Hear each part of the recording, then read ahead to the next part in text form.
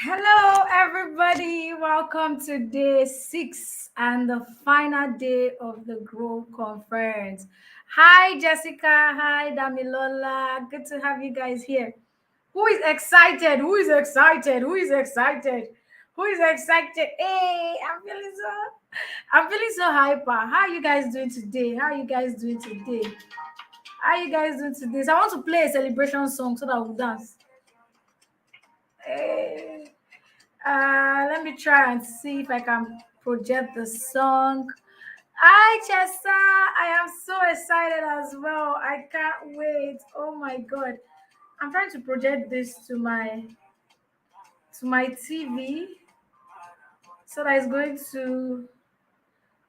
to play really well. I don't know why it's not connecting. But let's see that. Oh, I see why.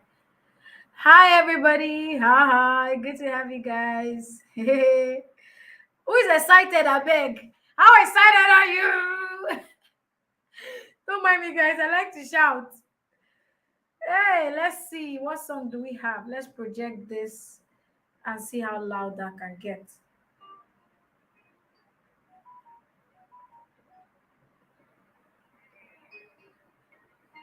All right, let's see. Hi, Pirie. Hi, Philomena in the building. Hey, Oshe. Welcome, everybody. I'm so excited. Are you guys ready?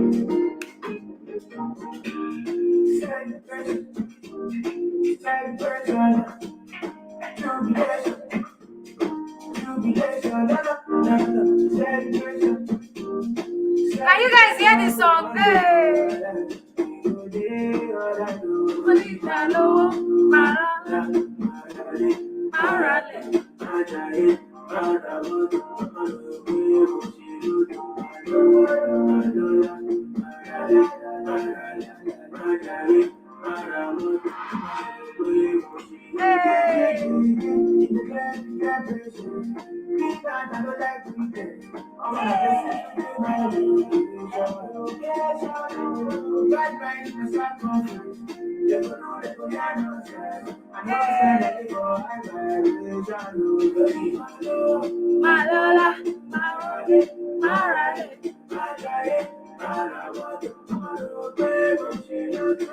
Oh yeah, move your body, move your body, guys. Hey, party.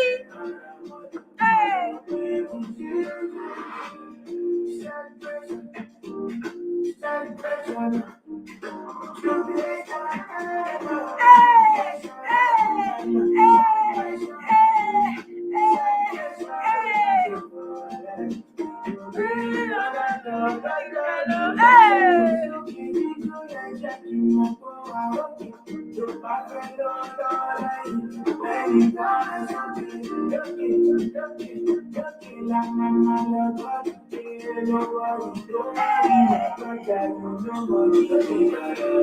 Malala, Marale, Maramoto, hey, hey,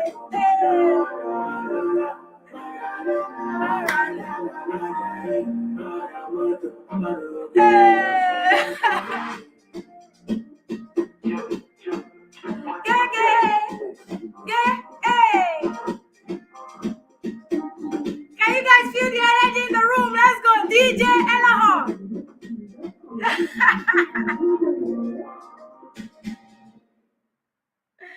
Oh my god, what's up, guys? I am so energized today.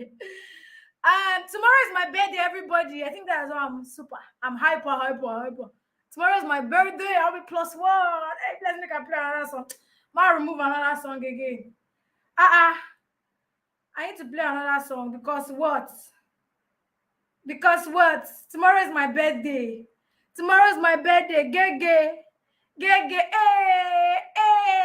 If easy, do am. If easy, may you run am. Guys, I'm super excited today. I am so excited. Should I play another song? Let me see which song is going to be interesting now. Thank you. Okay, let's not play another song. Let's go on. But I'm really excited today. Aside that tomorrow is my birthday, we've been on this amazing 6-day journey, and it's been wow amazing. It's been more than, thank you. It's been more than an experience for me, and I believe it's been more than an experience for you guys as well. We've done day 1, day 2, day 3, day 4, day 5, and then day 6. We'll be consistently showing up here for 6 whole days, guys. It's not easy. It's not been easy. I celebrate all of you here today. Congratulations to every single one of you. Congratulations to everybody, those that are just joining today. Thank you so much. Thank you so much for the birthday wishes. Those are just joining today. You're welcome. You can go and catch the replay of day 1 to day 5. It's been electrifying. Yes, and I mean it. I'm not even kidding here. All right. So welcome, welcome, welcome, welcome. Oh my God. So excited. Anyways, let's get into the conference proper, right? So this is going to be the last day where we'll be hanging out like this. And I want to especially appreciate everyone that has not missed a day. The people that I can remember, at the top of my head: Jessica Prime, Esther Okadibo, Mavis, Content Marketing Bay Comfort, BC of Lagos, Caris Love. I also who again? Damilola. Who again? Who can I remember from the top of my head that have been coming, and not just coming, they've been engaging consistently for the last 6 days. It's not been easy. I appreciate each and every one of you. If I don't call your name, do not be offended. I'm just trying to remember all the names from the top of my head. But I appreciate every single one of you today. Some of my friends have popped in to support me. Some of the speakers, even on days that is not their date, if I've seen them in the event, they just pop in to see how things are going. I appreciate every single one of you. So today we are going to be talking about public speaking. All of these things that you've learned. You see how, I don't know, are you guys seeing how every, like, day 2 connect with day 1, day 3 connect with day 1 and day 2, day 4 connect with day 1, 2, 3, day 5 connect with day 1, 2, 3, 4, 5. Then day 6 connect with day 1, 2, 3, 4, 5. Are you guys feeling the progression and how everything is just going smoothly? Because now think about it. Day 1, you learn how to put yourself online. You learn about content. You learn digital marketing.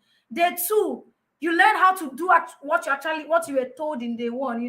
How to position yourself, how to start selling yourself. You learn how to do it. Day 3, you learn how to tell stories that was mentioned in day 2. And then day 4, you learn how to put structures together to structure everything you've learned from 1 to 3. Then day 5, you learn how to build relationship with people to even help you expand from everything you've been learning. Then day 6, you're going to learn how to speak with clarity, confidence, and conviction. And if you're public speaking, exactly. And public speaking is not just only when you come live, like as I'm live right now talking to you guys. In your content, public speaking is also when you make video, when you're the only one in the room, you're shooting your video that you want to post for everybody to watch. That is also public speaking. When you're talking with your friend, that is public speaking. If you know how to put your words and put your thoughts together, then you are good to go. Somebody asked me a friend of mine asked me during the conference, because he came to support me. And he asked me, said, "Hello, all these things you say in this conference, do you like write it down and then you are reading it from somewhere?" And I was like, "No, I don't write it down. I'm not reading it from anywhere.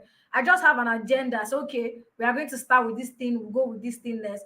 And I flow like that. The only thing I had written down and structured was the day I taught, was the day I was a speaker. I had to write all my points down so that I don't mince words and I don't have my words scattered. But then, that's what public speaking could do. So aside, when you know that what you are saying has substance, when you are clear that, the way you speak, the way you address people actually makes meaning, that also adds an extra boost. It adds an extra boost to your confidence. And that is what Victor will be coming to share with us once it's 6 p.m. Once it's 6 p.m. today, Victor will join us live and share with us how to speak with clarity, with confidence, and with conviction. Like, you're not just learning how to speak with clarity. Clarity, like knowing what speaking style work for you. Confidence, you be bold to do it. Conviction, you are so sure. that this thing I'm saying makes sense. You are so sure this thing you're saying is making an impact in whoever is going to be listening to you, right? And it's not about English. It's not about, if you've noticed me, I make a lot of mistakes when I speak. I make a lot of grammatical blunders. I just made one. I said blunders. I wanted to. I make a lot of grammatical blunders. But one thing that you would know, that you take note of throughout all of those processes, I make mistakes while I speak, is that I correct myself in that process. I don't make the mistake and then I let it go. That's because I am not aware. I'm self-aware, of my public speaking style, and I'm confident. I have this conviction. So even when I make mistake, I correct myself immediately before I move on to something else. If I'm shooting a content and I make mistake, I will redo it again, and then when I edit the video, I'll cut it out because it's a video. But this is a live event. I cannot cut out the mistake that I have made. The best thing to do is to correct myself and just keep moving. Is when you do not even realize that you made a mistake, or maybe you realize that you're not trying to cover that mistake and say, if I make it obvious that I made a mistake, people will start seeing me as someone who make mistakes. It's even worse when you don't correct your mistake yourself. People will assume that you don't know the right thing.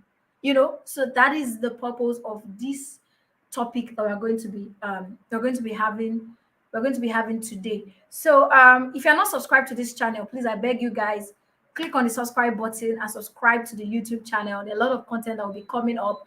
And then also after the event, I'm going to cut all the videos. So I'm going to cut all the videos so you can watch it without going through the entire event. So maybe a month after the event, I may do that so you can see, if you want to watch the panel session only, you just see the panel session only, you can just watch that. If you want to watch the teaching of a particular speaker only, you just see that and watch that instead of scrolling through the entire event. We're going to do that as maybe in the next couple of months.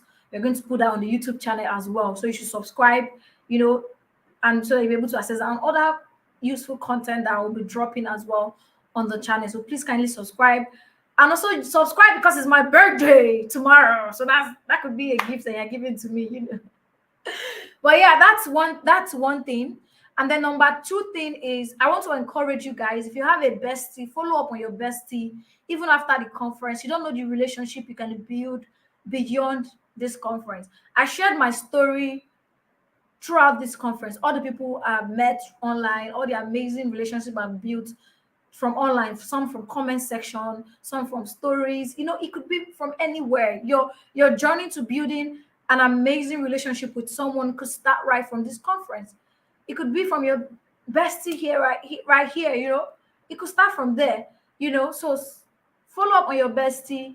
Make sure that you try to do the assignments on a daily basis and implement, because it's only when you implement that you get results. It's in the implementation that you see results. Without implementation, you are just getting more and more information that you're not going to use for anything else. And the entire 6 days that you spent here is going to be fruitless. It's going to be fruitless because you did not implement what you've learned. So as I've been facilitating this conference as well, I have also been learning. So I've jotted down a lot of things I'm going to implement after the conference. I've also been learning for myself, learning for my business, also learning how I'm going to improve next year's conference. I'm also going to learn how to improve next year's conference. So you have to learn. You have to, learn and then implement. Learn and implement, because the person who is better than you out there, the person that everybody is praising, that everybody say, oh, this person is good. The difference between you and that person is because that person is implementing what you've refused to implement. That's like the number one difference. The person might have more experience than you, good and fine, but the first thing before they got to that point of experience is that they are implementing why you have refused to implement. So that's another thing that yes, that's another thing I'm also going to say. So it's not just about typing things, say, oh, I'm hyper, oh, this event is hot, Elohor did this, it's super, this event was a bomb. And then after all the bomb, you go away and you go away after all the bomb, you go away and then you don't see anything, you don't do any results, you don't see anything, and you still remain the same thing. Next year, people you come for the conference, you will come again, and you will still be the same. That's not what I want for you guys. That's why I'm doing this pep talk. So that you are going to, as I'm doing this pep talk, so that you're going to, if you need this talk to just push you, if you need this talk to push you, then that's what I'm going to be doing right now. I need you to be pushed. I did not create this conference because I wanted to come here and waste people time, or because I want to gain new followers, or because I want to just position as an authority. That might be part of it.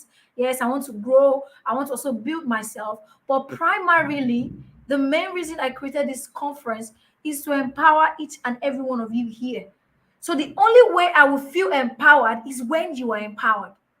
So if you live here and you're not empowered because you refuse to implement, then I don't feel empowered. I just feel the noise, like, oh, this happened, that happened, but I don't feel any empowerment. I don't feel like you guys learned anything or gained anything from this event. And that is not what I am looking at. That's not what I want for each and every one of you. And that's why I'm having this talk today. That's why I'm having this talk today with you guys. And I want you to have that conviction with yourself that you're going to implement no matter what. You're going to implement no matter what. If I keep sharing my story can never end. My story can never end. Don't let anything stop you. Joseph, don't share the story of how I started using his techno phone to shoot content. Me, when I started, I had an iSense U19 phone. You can Google iSense U19 phone. You can Google iSense U19 and see how the phone looks like. It's a 2 gig RAM phone. I mean 1 gig RAM phone. 1 gig RAM phone was what I started with. I started with that. I had to go back. I graduated from university. I had to go back to the university to stay off campus with a friend who is staying off campus just because I want to survive. Just because I want to be able to show up here online, because home was not really convenient for me. They didn't believe in what I was doing. I was not really making money at that time. So they keep discouraging me, stop this thing, stop this thing. I had to move back to the university. People thought I had carryover. I came back to school. I had to move back to university. There was even a point in time that I had to move to my village. I had to go and stay with my brother for a month. Then I moved back to Lagos. I was squatting rather with boys in a 2-bedroom apartment. Why am I saying this? Is to tell you that no matter the situation you find yourself, you are not excused. You are not excused. There is always a way out. So there's always a way out. There's nothing like, I don't have. From that, iSense Unite. I think I have the phone here. I'm coming. Let me bring the phone. I still have the phone. I still kept the phone.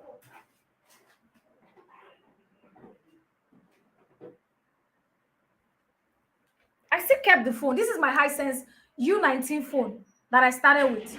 This is the phone.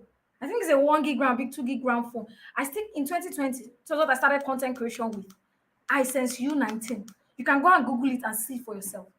Then after that, I moved to an iPhone 6 that a friend gifted me. The iPhone 6 is a jailbreaked phone. Jailbreaked, like I cannot use SIM card on it. I cannot use that. I cannot use this. I have to connect it to Wi-Fi. So I was still using the iSense as my Wi-Fi. I was not using this jailbreaked phone, iPhone 6, to browse and do other things to improve the quality of my video. But this was where I have my SIM card on.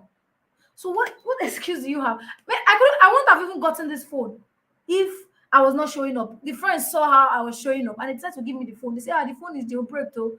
Will you use it? I said, anyone at all, bad. And I collected it. I collected it. You have to start. Even if people want to help you, they need to see something that they want to help you with. They need to see that this person I want to help is even interested in their own growth. Don't sit and say, I want to make money, or go and reach out to people you don't know on the internet. Hello, please come and show me how to make money. I don't know where to start. And then I go to your page. You've not even started anything. Well, why I kept them, I don't know why I kept them, but maybe for today. I didn't know that I was going to show you guys this today. I don't know why I kept them, but I just kept them there. Right? Today, I use an iPhone XS Max. That's what I use right now. And a Samsung S10 Plus. Those are the phones that I use now. I wouldn't have been able to buy these two phones. I'm able to have this if I didn't start with my U19. And I think I'm going to keep this forever because it's part of my journey right now. It's part of my little beginning. I won't have had these two phones that I have right now if I don't start with this. Now I'm planning to buy even a higher grade of an iPhone. I won't have been here if I didn't start with what I have. So, guys, do not let yourself to be in that place where you are acting all pity. I understand we struggle. Our journeys are not the same thing, but then you have to try, you have to strive. That's only when people will want to support you. People don't want to support anybody that's not doing anything. People don't want to support people that are not doing anything. They want to support people who are doing something for themselves first. Let's see the work. Let's see that you're putting in the work first. Why do you see that when you are looking for investors, the investor will not tell you bring your business plan? Do you think that they're just acting for your business plan for acting sake? They want to see, to know that you actually know what you're doing. You've started something. You started something first before any investor will even release their money. It's the same way. Don't just go to a random person's DM on the internet and say, "Oh, please, ma, come and mentor me. Come and do this." When you've not even done anything for yourself, you're not even doing anything. Your page is just there. You say, "I don't know where to start. Please, ma, help me." You don't know where to start.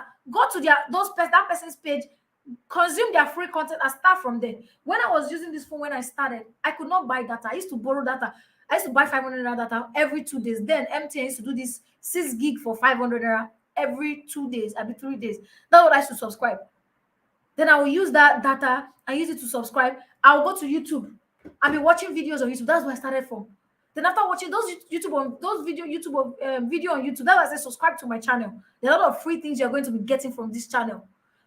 Right? I started with those free things on YouTube, and then over time, those free things I started using it to apply. I started making small money, 5,000, 3,000 here and there, 2,000, 4,000, so that I'm not able to, at least I'm able to subscribe for data, maintain myself, and then pay for small courses that I can pay for, so that I will learn from the experience of those people. The reason why you pay experts to learn from them is not because the information is not on YouTube.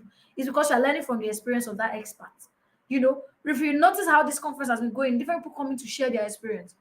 On YouTube, you may not have that. On YouTube, you can Google how to make money online. You will see like 1 million videos. Where do you want to start from? You now need to start searching and searching. But if you don't have the money, you need to invest your time and search through those videos, those 1 million videos, and look for the ones that are useful to you. Use the information, go apply it, learn from that application, start making small money for yourself, and then you begin to build yourself, continuously show up from there. While I was still doing this, my business, I was still working. I was still working a 9 to 5. Because I needed money to survive. I was working enough, I still pushing for my business, still being able to show up. At that point, you might say, "Oh, you're working 9 to 5. Why did you not have money for data?" At that point, after I graduated, I was in debt. I started using loan apps to borrow for money, which was one of the biggest mistakes I made in my life that I will never make again. I started using loan apps. I was borrowing money, begging for money from one of these loan apps to the extent where I even borrowed money from my friends, to the extent where I accumulated over 1 million in debt, both for the ones I use for clearance, so for my final year project, to the ones I using to survive, over 1 million in debt. So my salary was coming every month. I was using my salary to cover up for the debt that I was in. So that's why I was struggling. So guys, you have to strive to do better. There's nothing that is easy. Everybody has their story. Yours might not be, "Oh, you struggle." You might come from a comfortable home. You have all the gadgets, you have all the money, but you're still not showing up. It could be another reason. Whatever that reason is, you have to fight it. You have to show up. You have to strive. It means seeking for help. Seek for help and get somebody to guide you to implement. Implementation is everything. The first step is learning, but the biggest step is implementing. All right. So our speaker is in the house. In the next 3 minutes, before it's 6 o'clock, who's going to be our class rep for today's session? So I think I've talked. But yeah, I hope you guys have taken that and put that at the back of your mind, because it is very, very important, right? Are you guys ready? Who's going to be our class rep for today? So like always, the class rep's job is to keep the comment section bubbling. Your job is to make sure that everybody is following along with the session, the speaker session, the panel session, and everything else we are doing, right? That's your job. So who's going to volunteer as our class rep? In the next 3 minutes, let's do that real quick before we bring up our speaker. Who is going to volunteer? Who's going to volunteer? Real quick, real quick. Who's going to volunteer as our speaker? I will. Okay, Divine Favor. Thank you very much, Divine Favor. Divine Favor as a speaker. Divine Favor is our class rep for today. Thank you very much. Please keep the comment section bubbly, and we're going to bring our speaker up in the next 2 minutes. And before then, get to meet and know your speaker. Thank you, guys. Every opportunity to speak presents itself as a platform for you to pitch yourself. And if you learn how to do this masterfully, it will be very difficult for you not to win. As a top-rated professional in the brand and marketing communication space, his core expertise is in content marketing, brand communication strategy, and public speaking. He studied law at the University of Lagos, graduated as an award-winning scholar in brand communications from Orange Academy, and earned a perfect score in his project work in Harvard's rhetoric cohort in 2021. Meet your speaker, Victor Okafor. Having worked with several international brands in the last 2 years, he is highly sought after for his unique story-centric approach to business growth and marketing. His company, Jali Africa, offers one of Africa's best brand storytelling and marketing courses, Finding StoryX. Victor works as a co-founder of YNV Inc., a business growth consultancy with a core focus on storytelling and strategy. When he's not working, he's either watching a national match, working out, or talking to his 2-year-old baby girl. Victor will be bringing his knowledge of brand communication strategy, content marketing, and public speaking to the G.R.O.W conference to show you how to speak with clarity, confidence, and conviction. There's so much to learn and take away from this event, and you also stand a chance to get a free access to Victor's offer in the raffle draw. So, missing this is not an option. Want to watch Victor share his... Hi, welcome, Victor, my oga. Good evening, sir. How are you doing today? We are honored I'm very to well, have thank you. Good evening. How are you? I'm fine. We are so honored to have you here. It's a privilege for all of us, Thank you even for though having we me. are colleagues. Thank you so much for coming to the G.R.O.W conference. So I'm going to leave the stage to you now so that you're going to take over. Welcome. Okay. Well, you're not totally leaving the stage for me because you're handling the slides. So we're here together. Can you hear me though? Can you hear me clearly? Yes, I can hear you loud and clear. So I just want to ensure that everyone can hear me. Okay. If you can hear Victor, please drop in the comments that you can hear Victor. Please do that real quick. Can you guys hear Victor?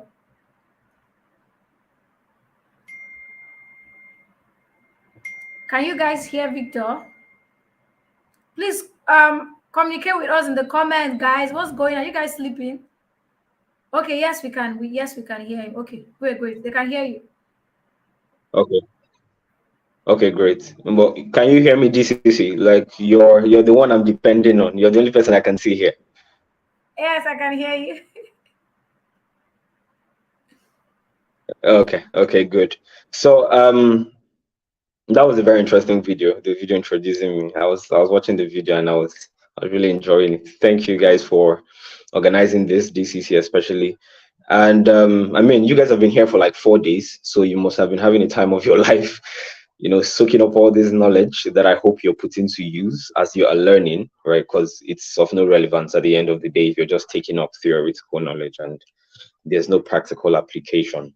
Right. So GCC gave me a topic. She said I'm going to be speaking on speaking with clarity, confidence, and conviction. Right. And of course, this is the G.R.O.W conference. So my assumption is that most people here, are either business owners or you have some enterprise going on with you, that you want to or you desire to see grow. Right. So my focus with this particular class for like the next 35-40 minutes would be to show you the role that public speaking plays and how you can use public speaking as a tool, for growth in your business or in your enterprise.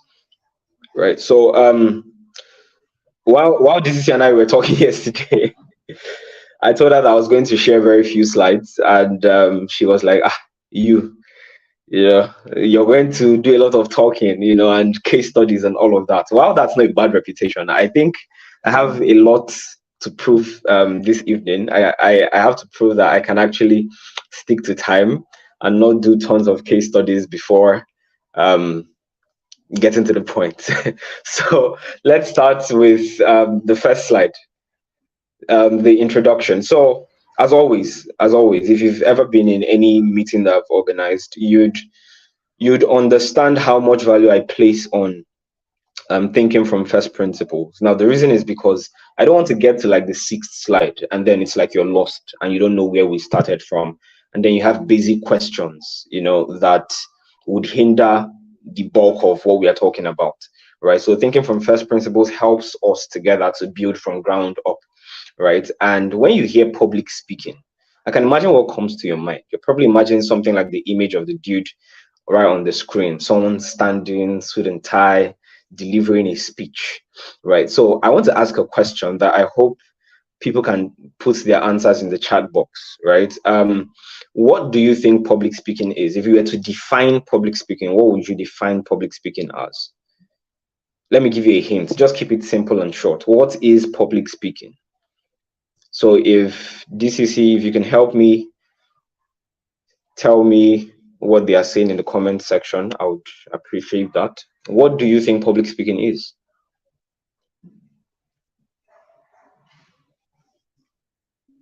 When you hear public speaking, what comes to your mind? What do you think public speaking is? Can anyone help me read what's going on in the comments? I can't exactly see it. Yeah, I will highlight the comments on the screen as you go on. Yeah. Okay. Because someone said talking to people in public.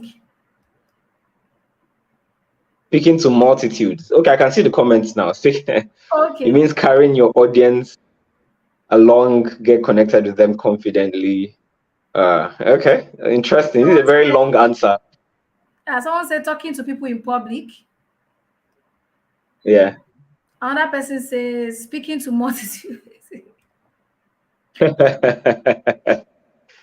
Okay, so I think I've found, out of the three answers that I can see there, I think I have one that I'm drawn to, right? It's the kind of answer that we get when we think in first principles, talking to people in public, right? But I would rather you use the words in the phrase public speaking.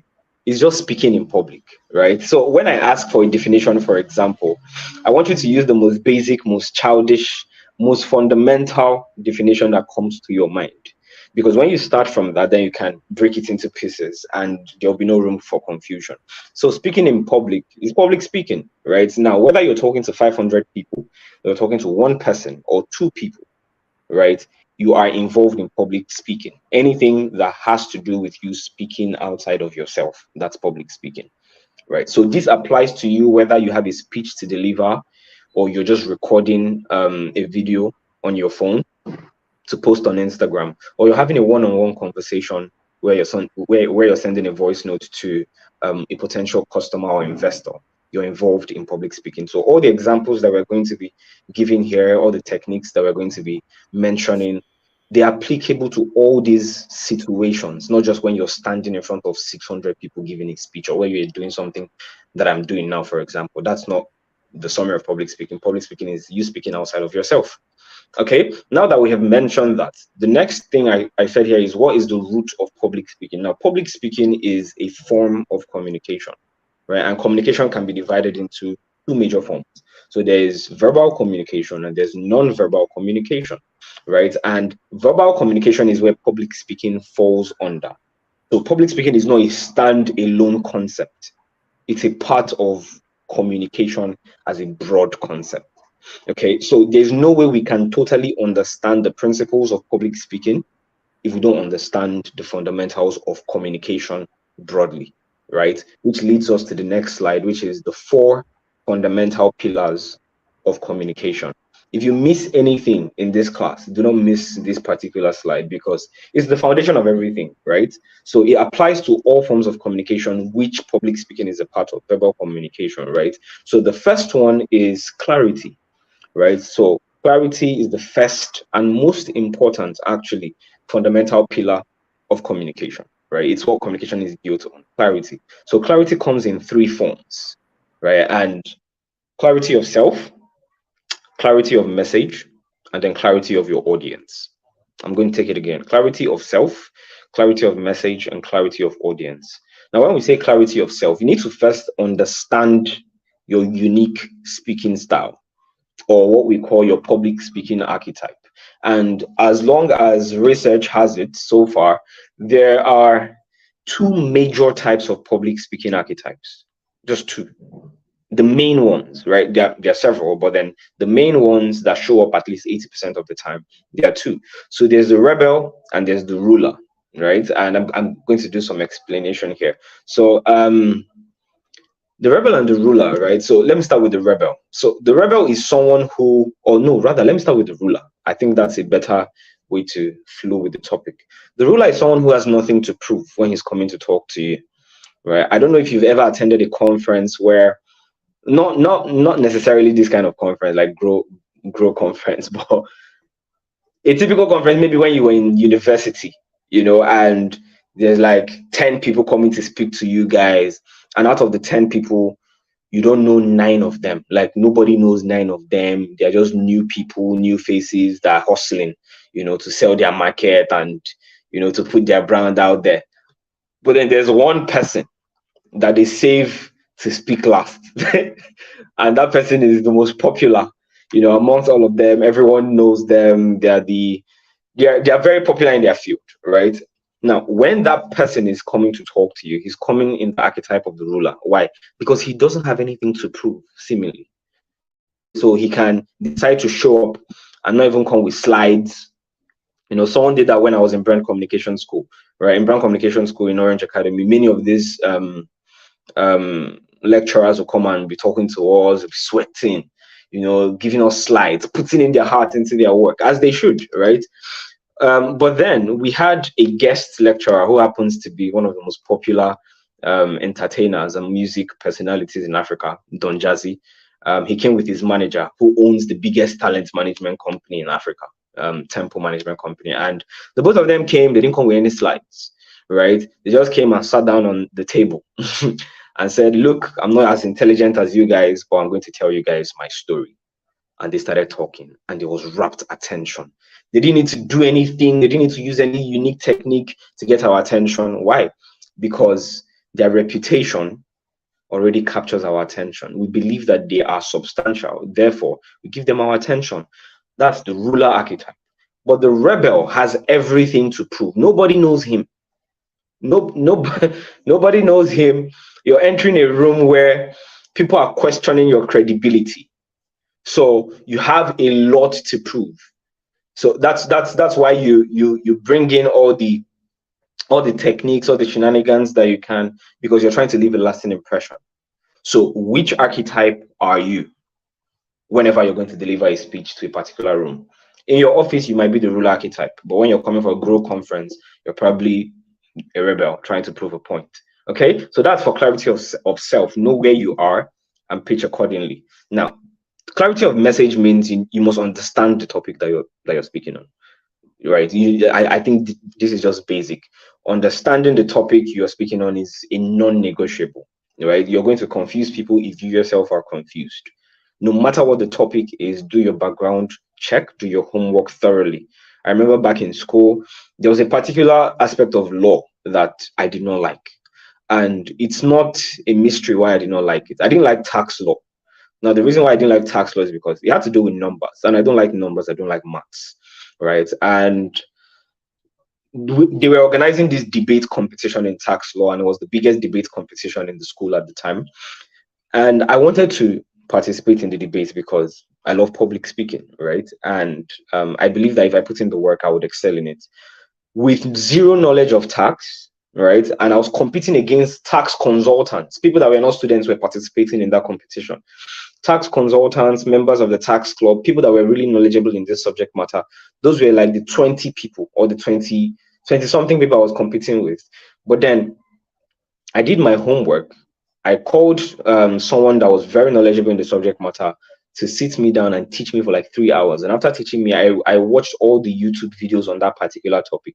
And when I participated in that competition, for the first round I was competing in, I came first out of people that have been studying this thing for years. Why? Because I was clear on the message. I knew exactly the topic that I was given, and I had to do my homework thoroughly. So research and public speaking are married, right? If you're knowledgeable, you'd have more confidence to speak. Then the third is clarity of audience. You need to know exactly who you're sent to. Who exactly are you talking to, right? This would help you flesh out what your message is going to be and how you deliver the message. Okay, now we are done with clarity. The second fundamental pillar here is emotions, right? An emotionless speech is a lifeless speech. I don't like sounding this way, rhyming all these things, emotionless, lifeless, but it is what it is. I have to do it. An emotionless speech is actually a lifeless speech. If you don't invoke emotions in your speech, because human beings are emotional people, we need that connection. That's how we make sense out of this world, through stories, right? And stories, we know, is the primary tool to evoke emotions in people. So if your speech doesn't have emotions, you have not communicated. Many people, in many public speaking circles, right, they say that when your audience starts to believe that you are a direct victim of the sensitive topic that you are talking about, you have reached the peak of public speaking. I'm going to explain what that means. Now, you need to be so emotionally invested in the topic that people will start wondering, is this guy talking from experience? Is this a true life story? Let's take a sensitive topic like rape, right? Let's take a sensitive topic like rape, and you're invited, to speak at a conference.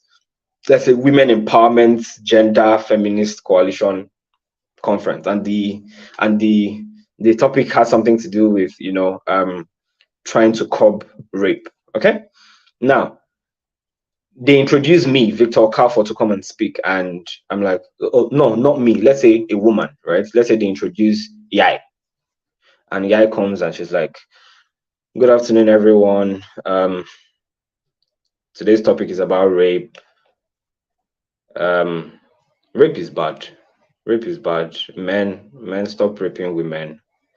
And the few of you women that are disgracing our gender all over the world, stop raping men. Let's stop rape. Cheers. They'll be looking at you like, what is this person doing here? Like, there's no emotion involved, nothing. It's just a blank. It's just a blank speech. Like, everybody's looking at you like, who invited this person here in the first place? But then if we invite another speaker who changes the tone, right? Let's say we invite Lucky Elohor, and we say, welcome to the stage, Lucky Elohor. And she doesn't even start by introducing herself. She starts by telling us, imagine the look on the face of that 14-year-old girl, with blood flowing through her thighs and tears flowing down her eyes. She's on the corridor, sitting, wondering what had just happened to her. Her mates are in school, or she's at home, bawling her eyes out. I'm not here to bore you with statistics on rape, neither am I here to tell you things you've already heard, but I'm here to use my voice to speak up for that young girl in Kaduna, for that young girl in Kano, for that young girl in Abia State. Now, some of you are already feeling, you're already feeling so pumped up, right? Now, the difference is just that one person was emotional about her speech and the other person wasn't, right? So it's your emotions that bring your speech to life. Then the third fundamental pillar is relatability, okay? Relatability. Remember, as we are saying all these things, remember we are tying it all together with the topic that we're given. Speaking with clarity, confidence, and conviction. It's all going to make sense. So relatability is your ability to relate. If you understood anything I was saying about first principles, don't overcomplicate things. Don't tell me relatability is the mechanism to, it's just the ability to relate to people. Okay. So how is relatability a fundamental pillar of communication? It means that you must ensure that you're talking to the people that you're talking to in the language that they understand best. Now, this isn't just about your primary language of communication.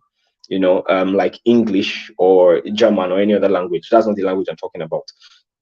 I'm talking about how they perceive things, the things they believe, right? The jokes that you tell.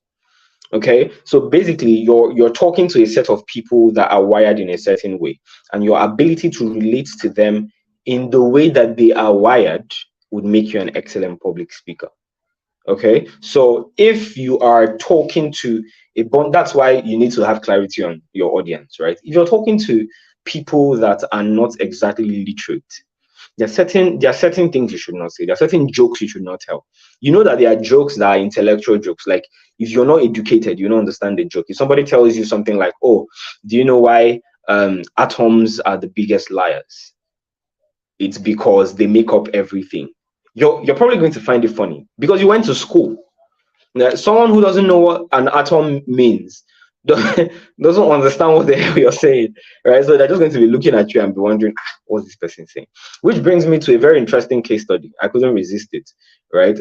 His name is Honorable Patrick Obahiabon. I don't know how to pronounce it. I hope I'm not murdering the surname, but that dude is probably one of the worst communicators I've seen in my life. So, so I remember back in the days when he used to come to Unilag, and the auditorium would be packed out. Not because, so in Unilag usually, right, when an auditorium is being packed out, it's either because there's a lot of food, at the occasion, or a popular artist is coming like Olamide or YC, one of these celebrities, Sha. But this particular time, no popular artist was coming. They were not sharing food. They just said Honorable Patrick was coming. Now, the reason people went there was to laugh. People just wanted to use it as comic relief. Nobody understands Jack, this guy says, almost all the time, right? And it's sad because he's in a place of influence and power, right? And you don't understand anything he's saying because he's using terms that people that are listening to him do not relate to or understand, right? So relatability simply means you're talking to your audience in the language that they understand. And then the fourth fundamental pillar of communication is something we call the X factor, right? Now this is like my favorite. So your X factor is basically that unknown factor about you that is unique to you. When we meet you at first, we don't know it. It's not written on your forehead. But with time, we see it consistent in you as that thing that stands you out, right? So for someone like Chimamanda, it's her blend of being stern in her speech and also being subtle and soft. For Barack Obama, is his use of transcendence, how he paints a picture in the minds of his audience, right? So from me, for example, my introduction always starts with something very abstract, and then I tie it into the topic of the day. Okay, so how do you get to identify your X factor? By consistent practice. By consistent practice, by practicing topics that you actually enjoy talking about, because you find yourself doing things well, especially if you're trained in public speaking, right? You find yourself doing things that you notice across time that, oh, okay, this is actually what stands me out and this is what I'm most consistent at. Okay, so those are the four fundamental pillars of communication. Now we're going to look at how useful and practical this is, to our day-to-day business. So the business use case is very straightforward. You use public speaking in three major aspects of the business. One, appeal. So I'm starting from the ground up. One, appeal, to appeal to the people that you're trying to reach. Two, to persuade them, right? And three, to pitch yourself, to introduce yourself, right? When you're pitching yourself, because every opportunity you get to speak is an opportunity for you to sell yourself, an opportunity for you to pitch yourself. Okay, so I understand that I am majorly here for an informative speech, right? Which is to educate you on the subject matter of public speaking and how it can be relevant to your business. However, I'm not oblivious of the fact that as I am talking and I'm teaching this class, I am making a case for myself, my expertise, and my competence, right? I am showing who I am, and I am showing why I am who I say I am, right? By teaching you what I claim to know, right? So this is also an opportunity for me to pitch myself, which I've been doing for like the last 20 minutes or 15 minutes. Okay, so these are the three use cases in your business, and we are going to see tools that you can use for each of these use cases. So let's start from the first one, which is the pitching, right? So pitching is usually used for my focus for this class would be for introductions, right? When you're introducing yourself, please do not, yeah, when you're introducing yourself, that's what we are going to focus on, right? And there are three major techniques to introduce yourself, right? There are three major techniques to introduce yourself or to introduce your speech. The first is examples, the second is storytelling, the third is diving. I can't go in depth because I have limited time. Remember, I said I have a lot of people to disappoint on this call. I'm going to stick to time. In 30 minutes, inshallah, I'll be done. I'll be done. So the first is examples, right? So how do you use examples in your speech or when you're introducing your speech? Use examples when you are trying to make an indirect stance for yourself, right? So you're not directly saying what you want to say, you're saying it indirectly using examples. And I'll give you an example of using the technique of examples, right? So if someone asks you, for example, let's say you're in a business meeting. Let's just assume you're in a business meeting with a couple of investors, right? And it's one of those meetings where a lot is on the line, right? And you're making a case that, look, if you invest in my startup or if you invest in my business, right, I'll be able to make so and so returns. I think it's a quality investment because it's viable for the market that I'm operating in, right? The market is ready for launch, and all of these things. Now, if you don't want to just come out in the meeting and say, please, come and come and invest in my business, come and buy what I am selling. If you don't want to do that, right, and you want to go in directly and make your stance, use examples. Now, how do you do that? Make a list of similar cases, right, where a business like yours launched in that market, right, and then investors had positive returns. So let's say, which sector can I use now? Which sector can I use now? Which sector can I use? So I'm going to use two sectors just to make this relatable. I'm going to use a tech startup, for example, and then I'll use a normal business. So if you're in tech, for example, right, and the sector you're operating in is the creator tech area, right? So your seller, your main stack, all these link in bio people. Now you are introducing a link in bio product, right? And you want people to invest in your stuff. You want your investors to invest in your product.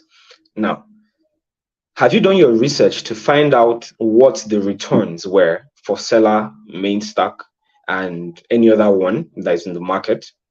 If you've done your research and they had positive returns across a period of time, right? And they're asking you, why do you think your business is viable for the market and why do you think it's going to succeed, right?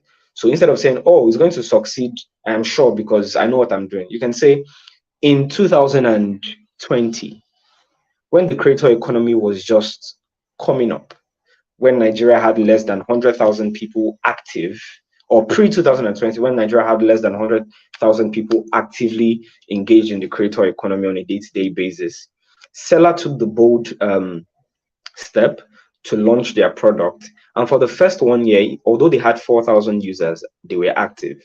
And then from 2020 up until 2023, now they have about 500,000 active users, right? Turning a profit of so and so. In 2022, taking a cue from the standard that Seller had set, Mainstack launched with additional features to benefit the creator economy, to receive payments and all of that. And then so and so happened for them. Now, we have also recognized certain holes in the products mentioned above. And we have created HardyPay to solve that problem, right? And this is the predicted returns. That's how you use examples, because you've made a case for yourself without directly saying what your stance is. Okay. Now, if you're in normal business like skincare and all that, right, you could use previous testimonials, so and so person came to me in 2020. In fact, let me show you her picture. Her face was like this, and now this is what she looks like. Wait, before we go on talking, let me show you one more person. So you're using examples to make a case for yourself, so that when you now strike, everybody sees the evidence that you are backing your assertion on. I hope it's clear enough. Okay, good. So the second introductory technique, I don't want to waste time on introductory techniques because we still have persuasive tools, right? The second introductory technique here is storytelling.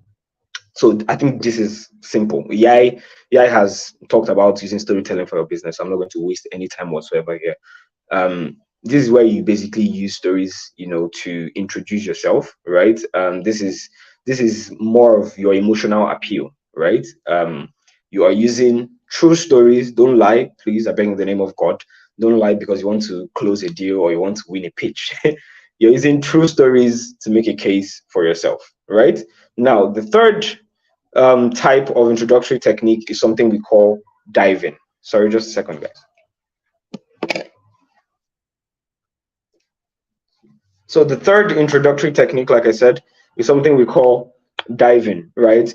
Diving reminds me of DCC, right? It's a type of introductory technique that is unique to a certain type of people. Not everybody, I don't recommend this for everybody. It's usually recommended for people that are assertive in nature, right? So diving simply means you're going straight to the point.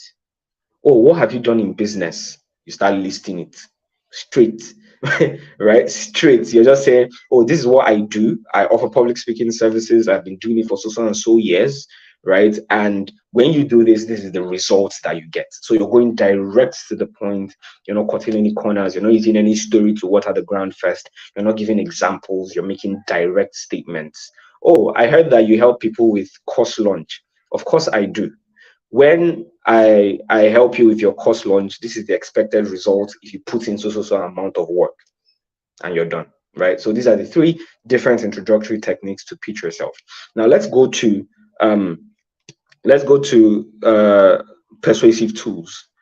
Let's go to the persuasive tools that you need for public speaking.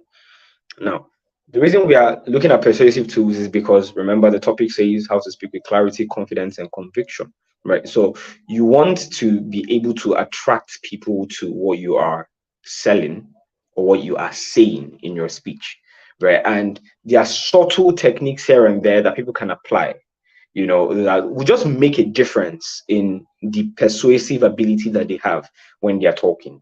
And the first is something called tonal variation. The first is something called tonal variation, right? Tonal variation is very simple. So the rule is that, like an ECG reading, right? You know that thing where if you go to the hospital, you read your heart rate that goes up, down, like in a zigzag manner. Yeah. Exactly how your speech is supposed to go. It's supposed to go up, down, up, down, up, down, up, down, up, down. It's never supposed to be flat, right? Because in real life, right, when it's flat for a long time, it simply means one thing. It means that your speech is dead, right? It means that the person is dead. So in public speaking as well, if your tone is flat for an elongated period of time, your speech is dead. It's as good as dead. So tonal variation implies that your tone will fluctuate depending on what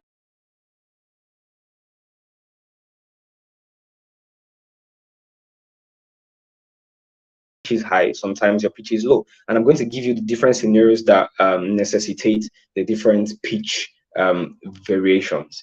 So if you're talking about something sensitive, for example, if you're talking about if your speech is sensitive, right? Let's say you are at a burial ceremony, for example. If it's a sensitive speech, start with a low tone and then go up later and bring it back. That's how it goes. Start low, go up later, and bring it back. But if it's not a sensitive speech, you can start high, go low, and end it high. Okay. A speech at a burial ceremony. That's serious. You don't go there and start shouting. Okay. Whereas a speech that is not exactly sensitive is something like a toast at your brother's wedding. You're not there to to make everybody moody. So you can start on a high pitch, sometimes you bring it low to show that you have some depth, and then you take it high again to end on a high note and ensure everybody's jivey. So that's what tonal variation implies, right? If you're monotonous, you bore people to death. And then where's the persuasive ability there? Because you're just going to have one tone throughout, right? And you will not be able to engage people's emotions. And when you don't engage people's emotions, what happens? No persuasion whatsoever. Okay, so that's the first one. The second one is using direct opposites. Direct opposites is one of the persuasive tools in public speaking. What does direct opposites mean? It means that before you state what is, right, there's a statement you want to make, right? Before you make that statement, you first say what is not, right? You bring like the opposite of what you're trying to say. So one of the best users of this technique is, well, not just him. So there's Barack Obama, and I've seen many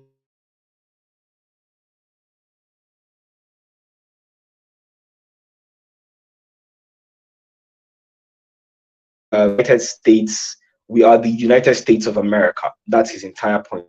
However, he wouldn't just say we are the United States of America. He would say we are not the Democratic America or the Republican America, right? We are the Federal Republic. We are the United States of America. Just like if you want to say, oh, we are the Federal Republic of Nigeria, we need to live in unity, and that we need to live in unity, you know, you would say something like, we are not the Igbo Republic of Nigeria or the Yoruba Republic of Nigeria. We are not the Hausa Republic of Nigeria. We are the Federal Republic of Nigeria. So when you're making a case for your business, for example, state what it is not first, right? On the 4th of June, we are going to commence the G.R.O.W conference. Now, I know you've attended a lot of conferences, but the G.R.O.W conference is not just another conference where we are going to gather a bunch of motivational speakers to pump you up and leave you with no substance. One, the G.R.O.W conference is not just another conference where you're going to be filled with theoretical knowledge and no practical application. Two, the G.R.O.W conference is not, then you can now finally say the G.R.O.W conference is a one of its kind coming together of digital creators, business owners, and enterprise owners who want to scale their businesses in the online space, right? So you first say what it is not before you say what it is, so that when you eventually say what it is, first of all, people are clearer on what it is that you're going to be offering. It has more hype and it has more ginger and it connects with the emotions better, right? So that's direct opposites. That's the second persuasive tool that you can use to bring your speeches to life. Then the third is something we call direct language importation. Direct language importation. Direct language importation. Now, what does direct language importation mean? It simply means that when you are giving a speech or when you are saying something in a particular language and you import another language to either make a point or to complete the speech, you have engaged direct language importation. And what this does is that it gives an implied meaning that what you have to say is of such vital importance that it cannot not be said in the particular language that you are saying it in. Have you ever had a conversation with someone, so personally, I'm Igbo, and the people that I've seen do this a lot are Yoruba people, right? There's this girl in school, Miriam. She couldn't complete a sentence without bringing some Yoruba inside it, right? So they would just be speaking English, and then the next thing you'd hear is, there's something my people say. There's something my people say, right? And then they will now speak Yoruba. But after speaking the Yoruba or saying what they want to say in Yoruba, they'll now come and interpret it. Why couldn't they just say the interpretation? Why do they have to say it in their language first before interpreting it? You could have just said the interpretation. Do you know why they wouldn't just say the interpretation? Because they know that it holds more power in the original language when you say it, right? So when you say it in that original language and you now interpret it, people now go, So if I come here, for example, I could easily say, it's good that we work together when we work together, we are more productive. That's good advice, right? That's solid advice. However, right? How it later. Okay. If I say that same thing I just said, which is we need to work together, bring our resources together, and we'll be more productive. If I say it in Igbo first, before interpreting it, it's going to hold more water. So I'll say something like, there's something my people say in my language. Anyokatama meriono, yobo fufu. Which means when we bring our resources together, we achieve much more and we are more productive. Now, that's different. So you said the same thing, really, but then both of them hold different persuasive power.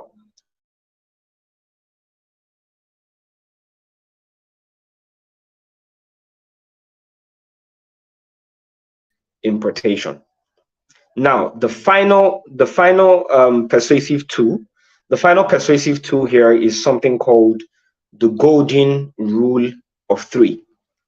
The golden rule of three simply implies one thing. It means when you are making a statement that will require you listing points.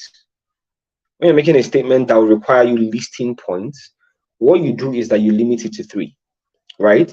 Now, the reason is because psychologically, now this is based on research. I can't remember the particular institution, but based on research, when you limit your points to 3, it projects you much more as an expert.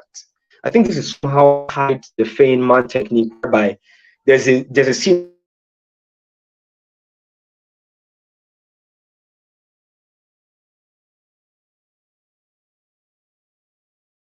words that you have never heard in your life before, right? And I'm feeling big. You say this guy doesn't know what he's doing. This guy doesn't know what he's saying. This guy is scamming people because he just knows how to talk, right? Because you're going to be wondering what on earth is this dude saying. But if I can explain it to you the way I'm explaining it to you, if I can explain it to a 5-year-old, then it's a pointer that I know exactly what I'm talking about. Right. So this golden rule of 3 falls under that line of thought whereby you keep it simple. Whenever you're listing things, you keep it to 3. Right. If you're making points, you keep it to 3. The traditional structure of a speech is introduction, there, but traditionally it's introduction, body, conclusion. Right. So you build your introduction with one of the techniques, right, and you're building the body of your speech. Firstly, secondly, right, thirdly, and then you kill it off there finally, and you're done, right? Don't have say firstly, secondly, thirdly, fourthly, fifthly, sixthly, seventhly. Right? Just limit it to 3. Limit it to 3, right? There's a persuasive power that comes when you limit your points to 3. Okay, so now we are done with persuasive tools, right? I'm just going to use the next 1 to 2 minutes, or sorry, let's say 2 minutes, to talk about creative tools as a bonus, just because I'm happy with you people, and I think I've kept the time because I'm done. I'm done, right? If you want to see the practical application of these things, we have templates and workbooks, right? AI has affected my life positively. So previously, I'll just do this kind of class, and I'll give an assignment, right? And I would have to do breakdowns. Oh, this is how the assignment is supposed to go. But now we've prepared templates for you. We have templates for every single persuasive technique, creative techniques, everything that has to do with public speaking. We've prepared templates, and it's inside the BTC hub, it's inside the BTC hub. So if you subscribe as a member, you can easily get all these materials. But let me wrap up with creative tools. It's not in the slides, right? So I just want you to pay attention here. You're not going to see anything on the slides because I think I omitted that. Well, intentionally so, but because I'm in a good mood, let me go to creative techniques or tools that you're going to need for your speech. Now, creative tools, unlike persuasive tools, well, not unlike, because all of them have the same mission, right? You want people to act on your speech. You want people to take action when you say something to them. You don't just want them to be docile. So, but persuasive tools focus on you convincing people and getting your point across, while creative tools focus on you simplifying whatever it is that you're saying so much that they understand exactly what your point is, which is something that people find really hard. All right. One of the issues people have in public speaking is that they're all over the place, and as a result, bro, the person that you're talking to is not reading your mind, right? Right? I'm not reading your mind. You're not reading mine. It's how articulate that we are that would determine whether people understand us thoroughly.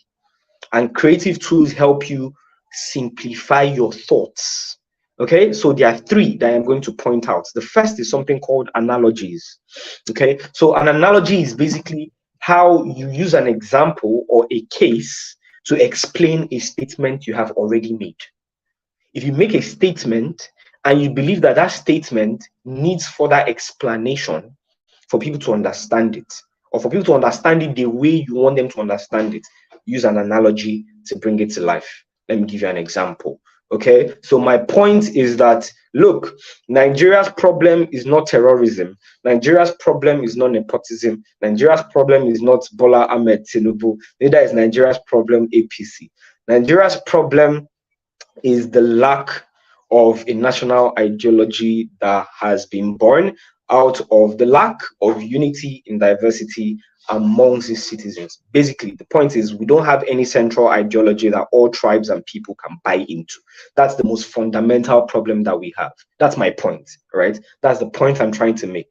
Okay. Now, for me to explain it in a way that my audience would understand, because I won't just leave them with that kind of long explanation, right? Because my entire point is that, look, we can't be saying terrorism is the major problem, even though it's a problem. Nepotism is a problem. Do I believe APC is a problem? Yes, I believe APC is a problem, not the major problem. However, I think the major problem is the lack of an ideology that ties all of us together as a nation, right? So the analogy I will use to bring that to life would be saying something like, if I say, or people that are saying that terrorism is the major problem of Nigeria, or that APC is the major problem of Nigeria, right, are like those people who see a tap running and then they're mopping the floor instead of turning off the tap. That's an analogy. Do you know what that analogy implies? It means that if you see a tap running, for goodness sake, the smartest thing to do is not to carry a mop and start mopping the floor that the water is hitting on, right? You turn off the tap, you attack the root of the problem, right? And you don't face the after effects. So I'm using the analogy to explain that, look, if you're facing terrorism, nepotism, APC, Bola Ahmed Tinubu, you're looking at the after effects. Let's go to the root. But many people don't understand it. So I'll use an analogy to bring that to life. So how do you use analogy in your business? Think of an offer that you have that you've always found hard to explain. What offer do you have that you find it hard to explain? Oh, I offer bookkeeping services, or I offer financial advisory services where we help our clients go from 0 to 1. Bro, come on, man.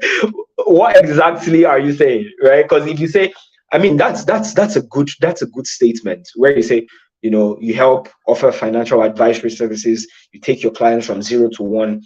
All these things are high level terms.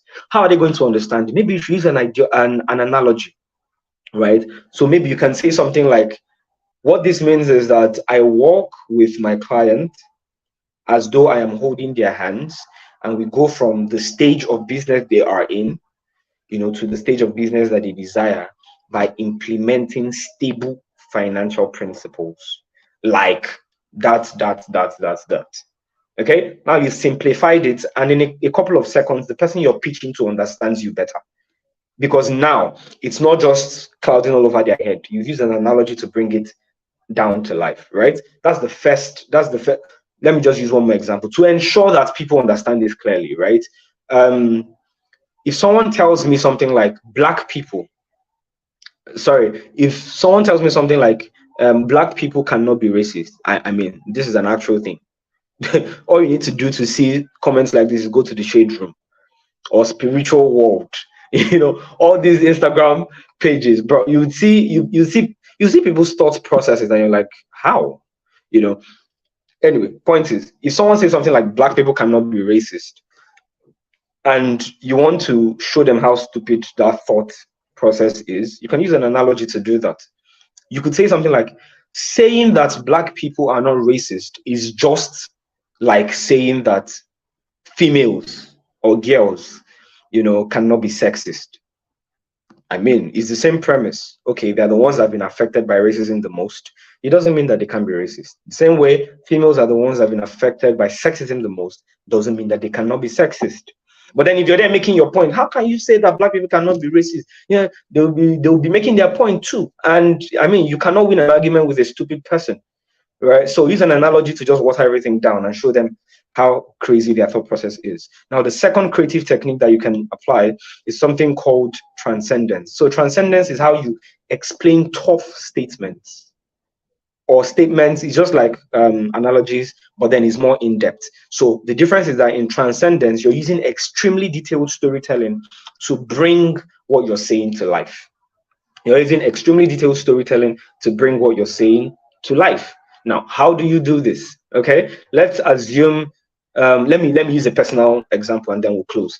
So I don't know how many of you here know about presumptive tax. I mean, perfect. I'm sure not a lot of people would have heard of presumptive tax. Now, the reason is because even I, at the time that was studying law, did not know presumptive tax, a few years ago, right? And if I say, oh, we want to start dishing out presumptive tax to the informal sector, people will be confused. But I can use transcendence to break it down more. Now, remember, we use creative techniques to simplify things that seem complex, right? So how will I break this down, or how did I break this down when I was giving a speech on the informal sector to laymen? Sorry that I'm using all these law terms, like calling people laymen, but to ordinary human beings that, don't know about stuff like this, right? How did I explain it to them? So I defined the informal sector. I said the informal sector is basically made up of enterprises and businesses that are not regulated by the government or other official regulatory bodies. Still complex, 100%, still complex. People are wondering, oh, not regulated by other official bodies. But then I now use transcendence to bring it home. I said the informal sector is made up of that young man selling gala on the road when you're on your way to work. The informal sector is made up of those two guys called Chibike and Chibuzo, tugging at your shirt at Yaba markets whenever you're going to buy stuff. The informal sector is made up of that young girl selling recharge card just down the street. The informal sector is made up of that Madam Basirat somewhere in Balogun market selling her bend down select wares. These are the people that are not regulated by the government. Those are the informal sector that we want presumptive tax to be dished upon. Now, it's clearer. Nobody is going to have any form of, confusion whatsoever to who the informal sector is, because they are now, I used storytelling, right? I didn't just say they are roadside hawkers. I mean, why didn't I just say that? Why did I say that young man selling gala?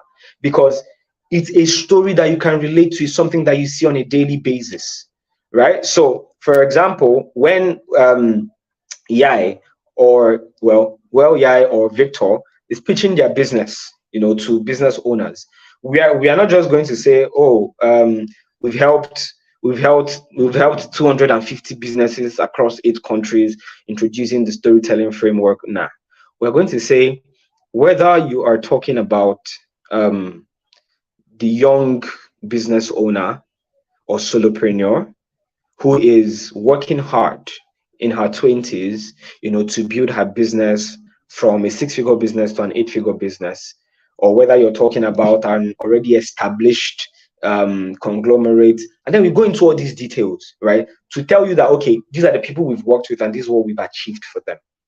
Why? We're using storytelling to bring you closer, to understanding what that seemingly complex subject matter is. So these are creative tools that you can use for all your speeches and all your communication moving forward, right? So I've given you everything. We went from first principles to 4 fundamental pillars to business use cases to introductory techniques, persuasive techniques, creative techniques. But then you need templates, right? That's the issue here. You need templates to put this thing to work, right? You're not just going to become a public speaker overnight. You can either decide to work with me one-on-one, right? But preferably you join the BTC hub where you have all the templates, you have workbooks, you have access to me. So you're like killing 3 birds with 1 stone, okay? If you're joining the BTC hub. So I don't know if we have time to take questions, but I think that's about it. So DCC, thank you for having me. Cheers.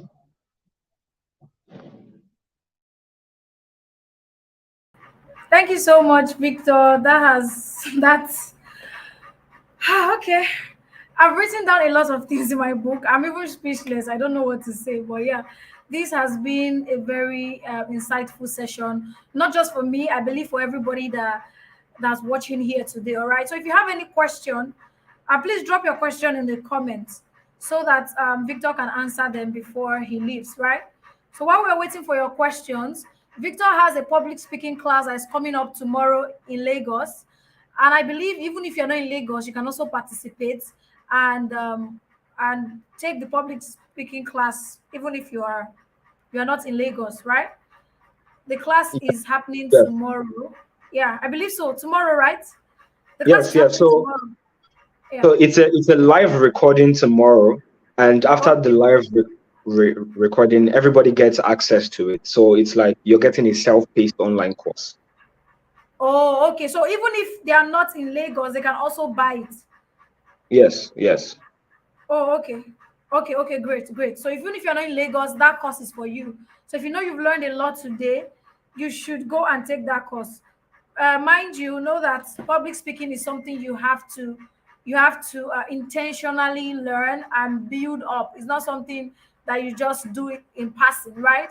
And this is what this Victor's program is about. It's going to walk you through all of these things, and there's not going to be a workshop section in it. So if you know that you are available tomorrow, you should join. And even if you're not available tomorrow, also join the workshop so that you can access the recording. I heard after tomorrow the price is doubling. So the price is doubling after tomorrow. So you better get in. After tonight, 11:59 p.m., the price is doubling. So you get in now, and then tomorrow or anytime the recording is ready, you can watch it at your own pace and you get access to the workbook. Better still, you can go and join the BTC Hub. The link to the BTC Hub has been pinned to the comments, right? So you can go and get the BTC Hub. Join the BTC Hub is a monthly subscription by Yai and Victor, where they teach you different things, not just public speaking. The BTC Hub, there are a lot of things. There's public speaking, there's content marketing, there's launching, there's media training, a lot of things, and it's for different people. Whether you're a marketer, you're a one-man business, you are a small business owner, you sell products, whatever thing, or you're a tech brand, you own an agency, you own your own startup, or you're even thinking about starting your own startup, right? Then you should be in the BTC Hub. So there's a lot of things that you get when you join the BTC Hub. But if you say, nah, I don't want to be in the BTC Hub, I just want to, learn public speaking, you can take the public speaking course. Is the link is in the comments now. The public speaking course is about 25,550. BTC Hub it starts from 10K to, for marketers, I think BTC Hub is 15,000 or 16,000 every month, where you get access to all of these things. The public speaking course is 25,550. So the link to the public speaking course is already in the comments. Click on it and join. The link to explore BTC Hub has been pinned to YouTube. So if you're on YouTube, please see the link to BTC Hub. You can explore it for free. Even if it's okay, I'm not ready to sign up for BTC Hub, you can just explore it for free and see how the BTC Hub is. You have access to free resources inside the hub if you are a free member. Before you can now decide, okay, I want to be a paid member. You are free to test it out. So go and explore. Use the link to explore BTC Hub. That's the link to BTC Hub, and that's also the link to join the public speaking class by Victor that is happening tomorrow. So I think we'll have one question here for you, Victor. The person says, is Victor still here? Yeah, I am. Proceed, please. My question is, as a digital creator, I most times write in my caption. I most times write in my caption, how do I incorporate public speaking into words to get my followers engaged in my posts? Does this fall back on storytelling? Okay. The question is on the screen. Can you say?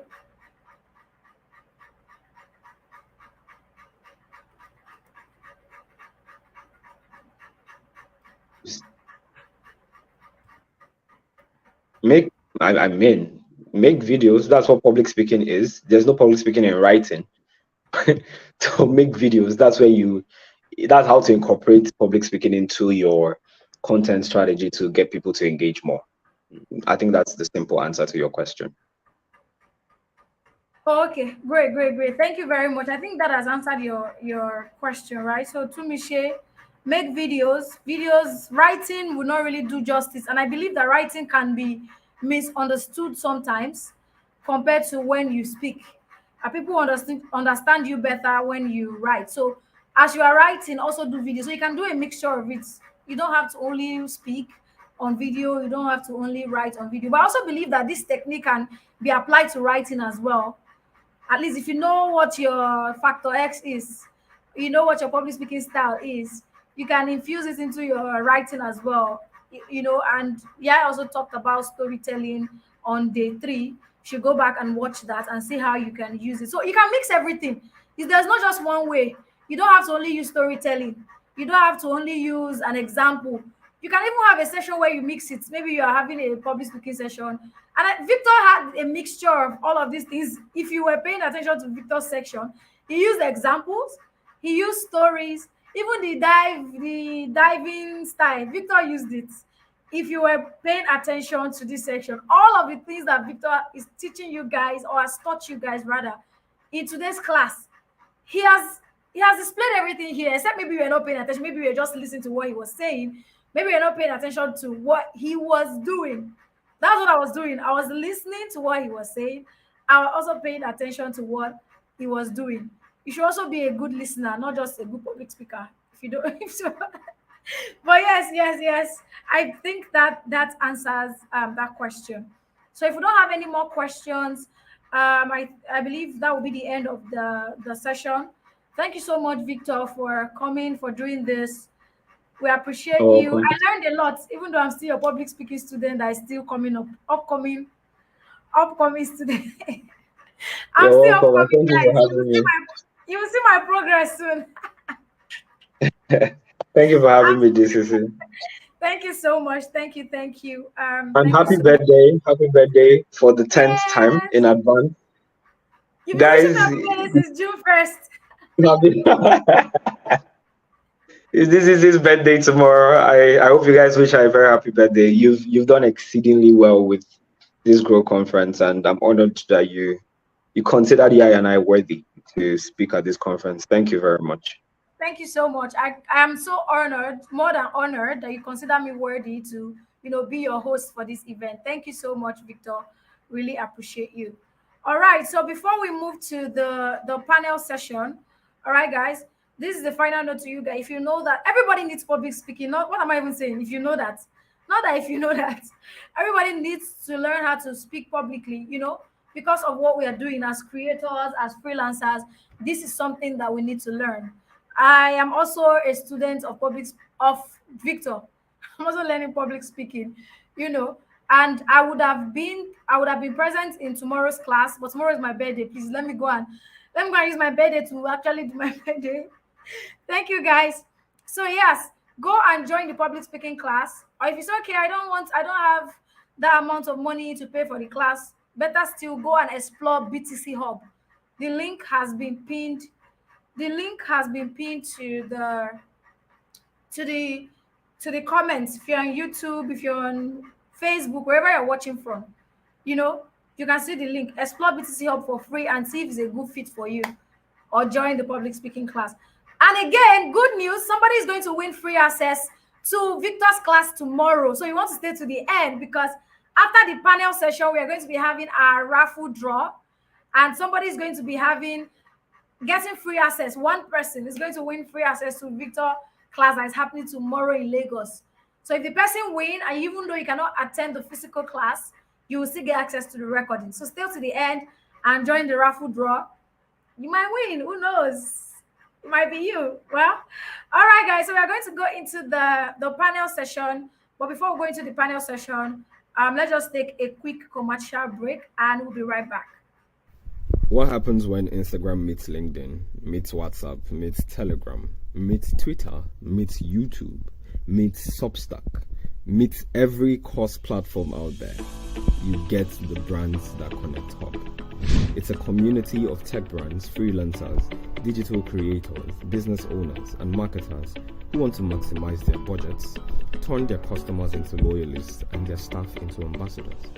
Here's the difference between each plan in the BTC Hub. Tech Brands plan is for founders who want to attract users, customers, clients, and investors. And these people want to build a brand that connects with the core of all the stakeholders that they are trying to attract. For the small business plan, it's one that is tailored towards people who have a product business and want to maximize their budgets, turn their customers to loyalists and their staff to ambassadors. On the other hand, the marketers or the storytellers plan is designed for digital creators, service providers, coaches, consultants, storytelling enthusiasts, marketing and branding personnel who want to build compelling brands that truly resonate with their audience. So if you want to try this out for free today, you can see a link on your screen. Welcome back, guys. Welcome back. So it's time for our panel session, and I'm going to bring up our panelists real quick so that we can kickstart with the panel session. Hi, Chimfoun. Good evening. Hi, Phil. Good evening. Welcome to the panel session. Hi. Hi, Chimfoun. Good evening. Hi. How you guys doing? I'm fine. Hello. Good evening. Good to have you. I think I'm echoing. Somebody in the live in another place. Okay. Yes, it's me. I'm off it. Oh, okay. How are you doing, Chimfoun? How are you doing, Phil? Good to have you guys here. I'm good. I'm fine. How are you, Lucky? I'm doing okay. I'm doing really well, I guess. Birthday Eve. Yeah, do the birthday dance. Let's see. I asked them like, at the beginning. I've danced. People I prescribe. If you see me in the beginning, I give them steps, moves. You know. All right, that's good. All right. Welcome. Our third speaker is not here yet, but we're going to start. And when she comes, she's going to join us. So welcome to the panel session, everybody. And today's session is about navigating career transitions, embracing multifaceted roles, and overcoming resistance. That's what we're going to be talking about today. And we have our distinguished speakers with us, panelists. We have Chimfoun and we have Phil. Chimfoun, Phil, welcome to the panel session. And then we also have Margaret. Margaret is going to be joining us real soon. So while we're waiting for Margaret, and before we kickstart the panel session real quick, Chimfoun and Phil, you guys are going to introduce yourself in 1 minute and tell us who you are, what you do. Let's get to meet you guys before we start the session proper. So how are we going to do it? Ladies first, Chimfoun. What did you say? Ladies first. Okay, ladies first then. All right. There's so a lady Phil, in the you house. first. You go first. Okay, so hi everyone. Can you hear me? Yes, loud and clear, loud and clear, loud and clear. All right. All right. Hi, my name is Phil Christopher, and I'm a messaging coach. So I teach coaches, consultants, course creators, service providers how to communicate their value through effective messaging and marketing content, all right, that really helps you to articulate your value in such a way that you're able to drive demand and sales for your either coaching business or for your online courses and all of that. But specifically, my message and my service is really to coaches and consultants and done for you service providers and digital creators who wants to sell an offer that is between 15K to 35K. All right, you want to launch and sell an offer between 15K to 30. So maybe you want to launch a course, you want to launch a webinar, you want to launch a coach, maybe a coaching program or a done for you service that you want to sell between 15 to 35K naira. Then maybe you're having issues with how to really communicate the value of that offer in a way that allows you to sell effortlessly. All right. So my job is to help you clarify your message and help you align your message with the struggles of your ideal clients and then to your offer promise. So that's Wow, basically what I wow, do. wow, wow, wow, wow. Good to That's meet you, cool. Phil. Good to meet you. Welcome. So, Thank you. Chimfoun, over to you. The main nest. All right. Let's So meet you. good evening, everyone. My name is Chimfoun, and I run a brand called One Lad, which stands for One Lesson a Day. Now, I refer to myself as a growth catalyst, and this is what my brand entails as well. So we help people grow either personally or professionally, and we do this with a three-step formula: learn, action, and consistency. So we help you learn. First of all, we help you actually develop the habit of learning, learn, unlearn, and relearn. Then after that, we make you take action on what you've learned because knowledge learned, just like how we've been on the Grow conference, if you finish learning and you don't take action, then there's a problem. What next? You just Yeah, came to watch YouTube video like you've always been doing. But yeah. when you now learn and you are taking action, there's something that would actually determine whether you're going to grow or not. Are you taking that action consistently enough for you to get that result you want? And once you get, and that is why we also have that consistency part of us. And when we have learn, action, and consistency, then there's one thing that's certain: growth. So that's Chimfoun in a bit. Thank you. Wow, wow, wow, wow. Chimfoun, good to have you here, our growth catalyst. All right. So let's get started with the session. I'm happy to have both of you here. Phil is a messaging coach and Chimfoun is a growth catalyst. All right. So welcome, Chimfoun. Welcome, Phil. So let's start Thank the you. Thank panel you. session proper. So we're going to start with Phil. Ladies first again. Why am I being so like this? No, no, no, no, no. It's cool. We did IWD how many days ago? It's what I needs to be. feel Do we all have right. any So other Mother's Day coming? We there's celebrate more. women a There's lot. more. Maybe like four more. You know, it's All every right. week we should do Mother's Day, but yeah. All right. So let's start with Phil. Phil, as a messaging coach, what led you to shift your focus from content? Because I know you were into content a lot. Now you're still doing content, but you have shifted to a more, will I say, unique message, a unique niche. So as a messaging coach, what led you to shift your focus from content to messaging? Was there a specific realization that made you recognize the importance of addressing the root cause, which is messaging and offers? Could you share how you discovered this and elaborate on your experience in making this switch and giving your audience to embrace this new narrative? Hello. Thank you very much for this question. A lot of people don't understand these things. Ella should know my journey. Like she knows, how I started, so she know my journey. So, see, if you're listening to me right now, and just listen very carefully to what I have to say now, because I know it's going to help you. One way, if you're able to pick one or two things from what I would say. Now, what I really want to hammer on here on how I was able to realize that, because this is what I also teach, and when I was teaching content, in fact, the way I market myself then, as a last year, early last year, even up until the middle last year, was really I'll teach you how to create content that sells, which content they sell, which content. So what you need to understand is content is a very vague language. It's not enough for you to say, okay, now let me bring it down this way. What helped me was I started to realize that if I really want to be known and if I really want to be able to position myself as an expert, I need to niche down.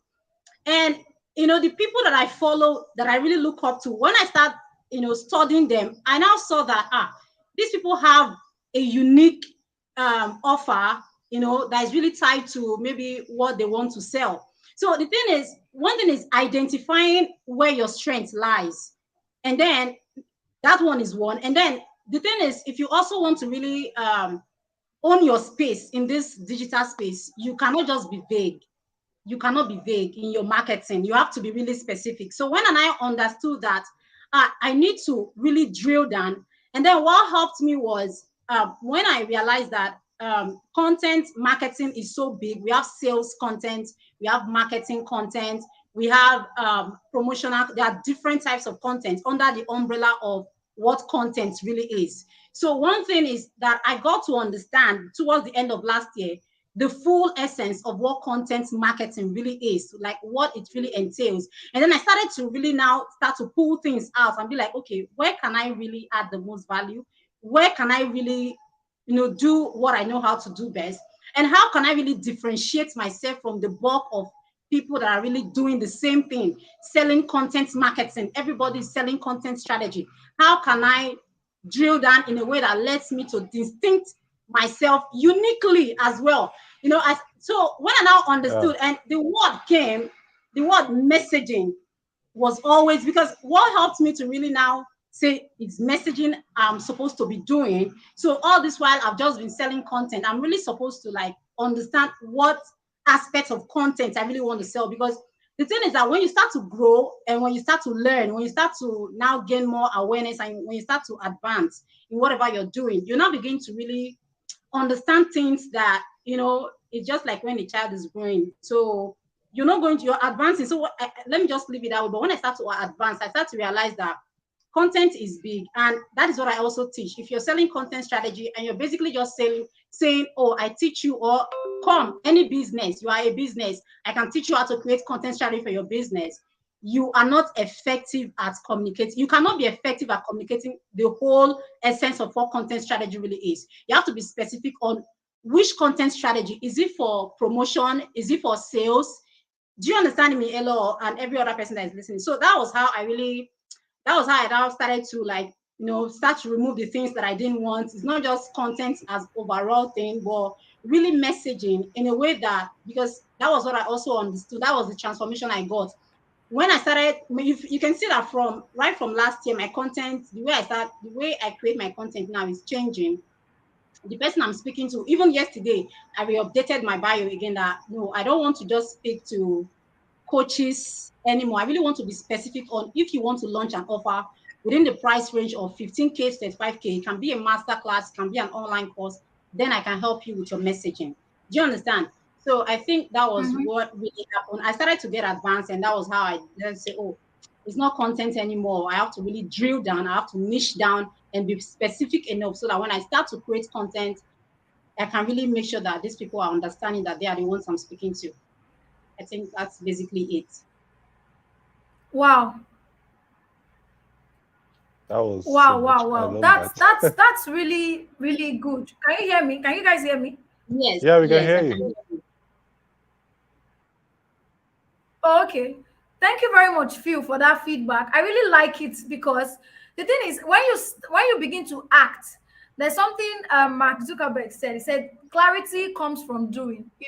When you begin to do something, you get clarity as you go. And I Yes, like where you saw that everybody you were looking up to had something tied to them. So, for example, if they think of exactly, Elohor, think of BCC, something already comes to your head. You think of Trisha Beats, something already comes to your head. You exactly, think of whoever. Right now, if I think of you now, this messaging thing is already in my head. Like, oh, this is it. When I think of Chimfoun, I think about accountability. That's the thing that is just in my head. So I like that far because before now, we were just doing content, and you were doing content in a very broad way, you know, exactly, bro. and you saw that what you are still doing is content. Because at the end of the day, you're teaching them how to use their content to sell, but your position is in a way like your message. That message is Exactly, still content. exactly, But you exactly, try to have it in a unique way that makes it exactly. unique to you. And that's something that I really love. Thank you so much for sharing that. And it's all boils down to, first of all, understanding that there is a gap. How do I fill this gap? You know, Yes. How do you how can I separate yourself? use my how can I use my expertise to fill this gap so that I can differentiate myself? Yes. That was just it. And you were able to do that really well with what you have ongoing right now. Well done, well done. Thank you. So let's before I come to you for your second question, let me go over to Chimfoun. Chimfoun, as a growth catalyst, I like to call you accountability coach, but let's call you growth catalyst. As a Anyone at growth all. catalyst, all right.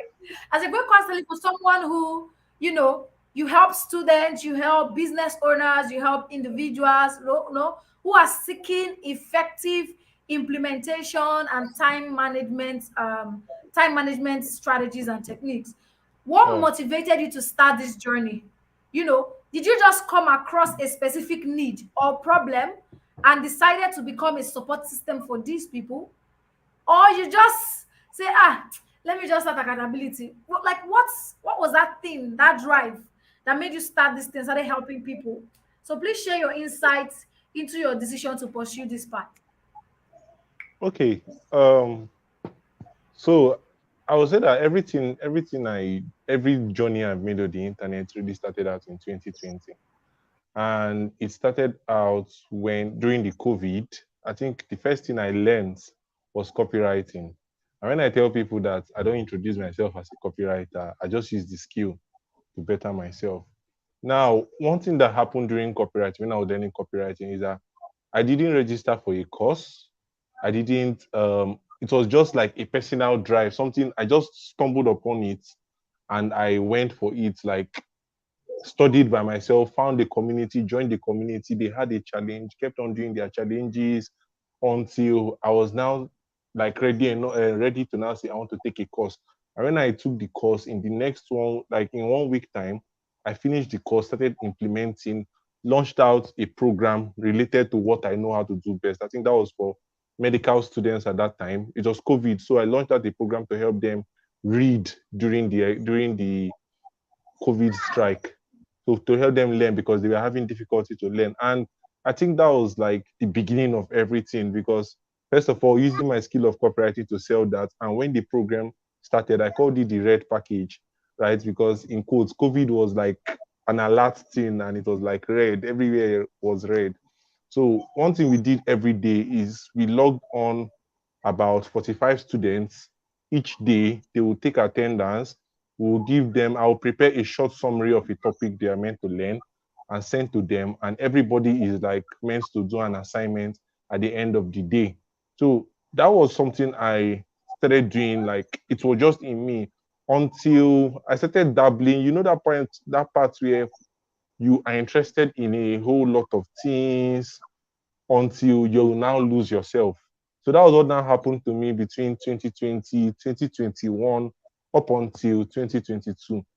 As at 2022 May last year, I just had to step back because I had acquired a whole lot of skills. Of course, I was using them to make money, but I didn't like the fact that if I want to like come on and tell somebody, what do I do?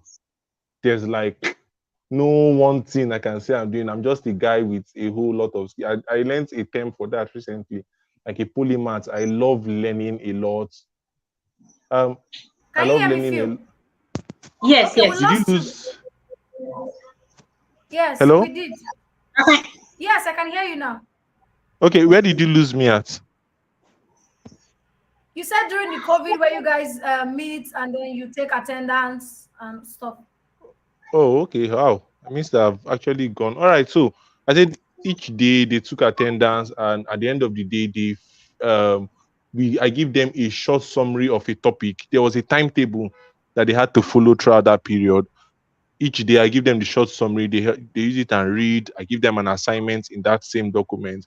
They turn in their assignments, and that was it. That was my first exposure with holding a big number of people accountable to do something over a period of time. But the very funny thing is that I didn't realize that that was my strength at that time because Hmm. it was COVID. Everybody was anything, shiny object syndrome. Anything that was looking good, I would go and learn.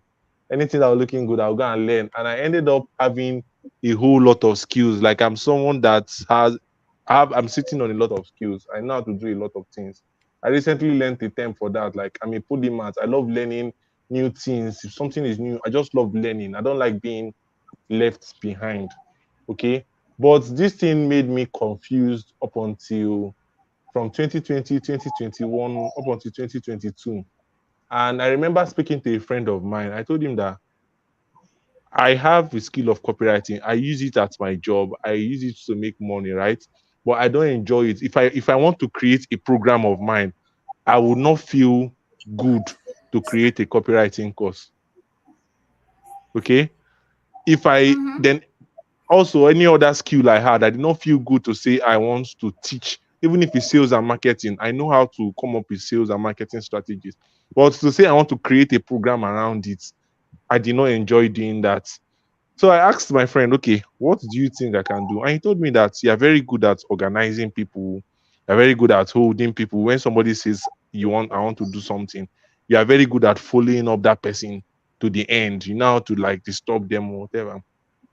And all of a sudden, I think around September time, I was just on my status, my WhatsApp status. I kept on typing. I think people were having this anxiety that the year was about to end.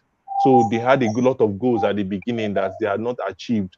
And they now wanted to like either move the goals over to the new year, or feel pressured to complete the goal with the remaining from October to December. And I just put on my status that that pressure is not necessary. All right, you can take September to be your new year. Between now and the next September, 365 days, what is that goal you say you want to do?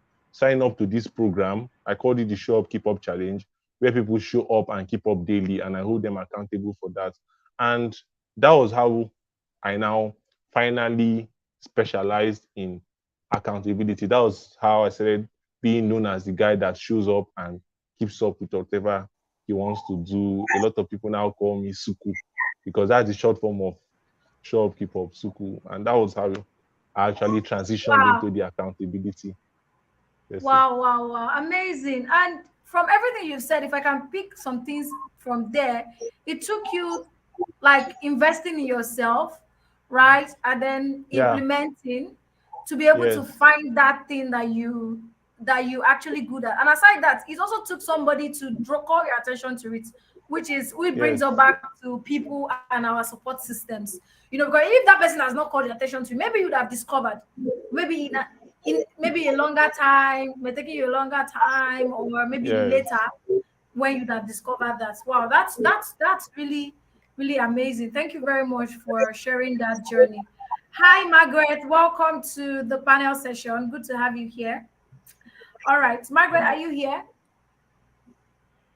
Okay, so Margaret is not here. We'll go back to Phil. And Phil, the second question I have for you today is, how do you balance running a business and being a mom? Because I know it can be very challenging. How have you managed to juggle these responsibilities effectively? Do you have any strategies or support systems that have helped you navigate demands on both sides? Like of being a mom, right? Because I'm a mom. That's what you're asking, right? How do you navigate being a mom and running a business? How do Huh. you? See, let me just, I've been meaning to say this. In fact, I used to tell my younger sister because she's a banker. I used to tell her every time, make all your money now before you marry. Don't come and see, because when you marry, the rest, in fact, it's going to be double trouble. See, my daughter don't used to allow, she was supposed to be here right now as I'm speaking, but I've been preparing her mind. In fact, I put her to bed.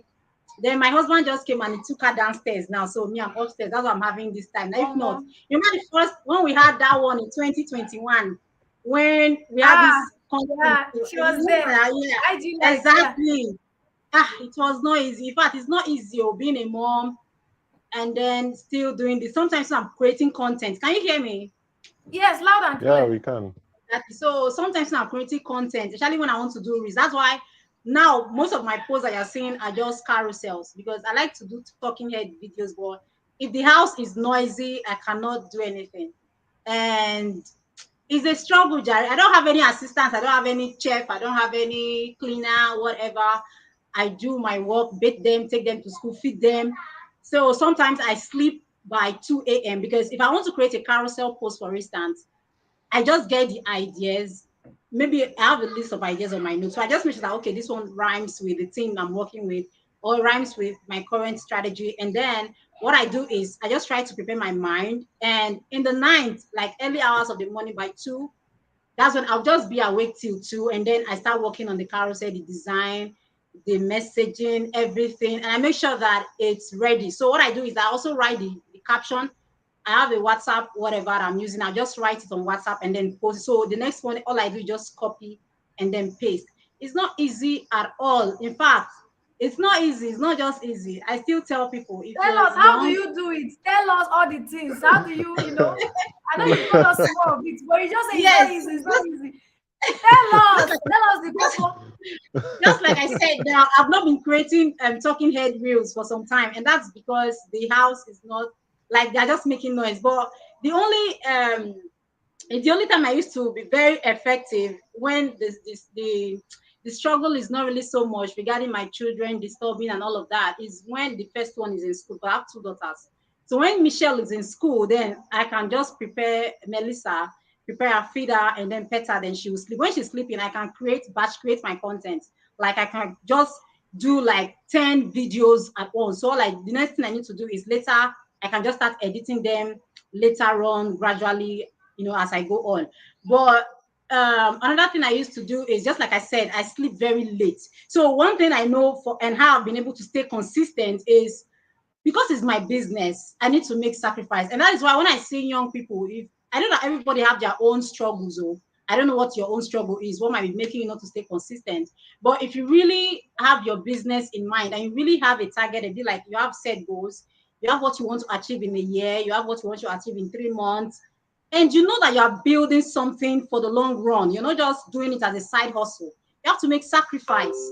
And this my business is all about sacrifice. The fact that I'm showing up for like 3 days now, I've not been able to show up on my stories. Why? Like I like to show up doing videos.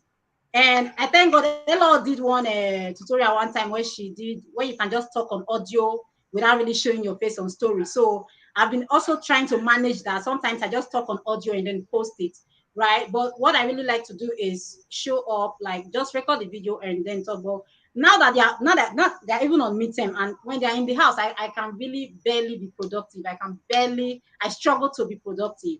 But when they are not, I try to maximize the time.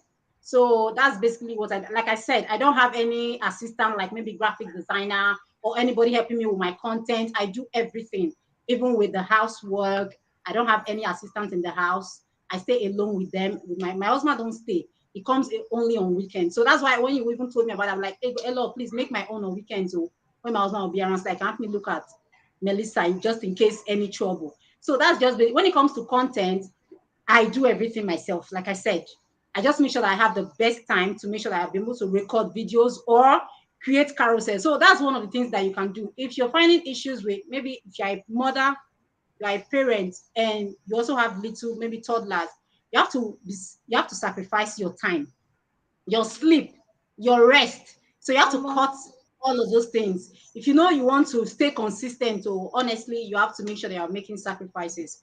And that's what I do. I have a list of like most of the time when I'm dating, I have content ideas. I just make sure that when I comes out, I start writing them You write down. them Or I down. just record it. Yes, That's yeah, exactly. shower Most of thoughts. the time is I just record it on my phone. When I record it on WhatsApp, I send. So why I'm recording it is that I want to get So you the do that way that I WhatsApp want. thing too. Yes, I so have a WhatsApp it's my number best. that I send content to. I send things to. Exactly. That's I my think best everyone Oh, does you that tool. have that. WhatsApp thing. I think everyone has that WhatsApp thing. So when I just record it like this, I know that okay, when I want to pick it, I can either turn it to a reel or make it a carousel. So it's easy for me. So when I want to create, I'll just make sure that okay, I stay up awake till like 2, write my carousel, do everything, write the caption. The next morning I just post. The next time you see me is that's why one thing that was also difficult for me while I'm trying to juggle being a parent, creating content, my business online is really because I also now realize the importance of really trying to engage genuinely with your audience, really not just for because you want them to engage back with your content, but really try to create meaningful relationships such that they really see that like you make friends now. That's why they call it social media, even if not really friends, but at least try to connect. Yes. So it's really the engagement part. So most time what I see, even when I have time to like I want to say something meaningful on somebody's content, maybe Chidima will not be saying, mommy, what I wanted to say will just go. The thing will just vanish. Before you know, I'll just drop my like and I've gone. So engagement on my own part is really difficult, but sometimes I try to make sure that okay, today, even if in the middle of the night you see me liking people's posts and dropping comments, maybe somebody will be like, how can this person be dropping a comment on my post at 2 a.m.? No mind me, that is the time that I have. So that's it, yeah. Yes, wow. Thank you very much for sharing that. I can imagine the struggle. Even me that I'm a single girl. I'm telling myself, "Mom, before I get married, I have to prepare myself. And I have to make sure that I have support system in my team that can be doing the work because Honestly, the truth honestly. is true. As a single person, I can even manage only myself. Imagine when you now have a husband. That will be your number one baby. Then you now have a baby, a child. There's not be a baby. God, I beg.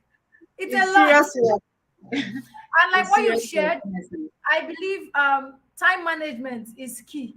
Being able to manage your Exactly. time and know when you are more productive and when you can actually do certain things. Also understanding your time is very key here. Another thing you can also consider here is maybe getting a community manager that can manage, that engagement part for you or some Yeah. other parts of your business. But those tips are really helpful. Thank you very much for sharing that. So, Chimfoun, you are next in line. Okay. The next question I have for you is this. I know that you're a student, you've graduated. Congrats. I think you just recently I'm a graduated, right? student to Okay, you're a student. graduated. Ah. No, we are looking forward to graduation. I'm looking forward. Okay, so as a student and a business owner and a coach, managing time can be demanding because you holding people accountable, you also need to be accountable to yourself. How have you been Yeah. able to effectively balance your responsibilities as a student, run your own business, and fulfill clients' needs?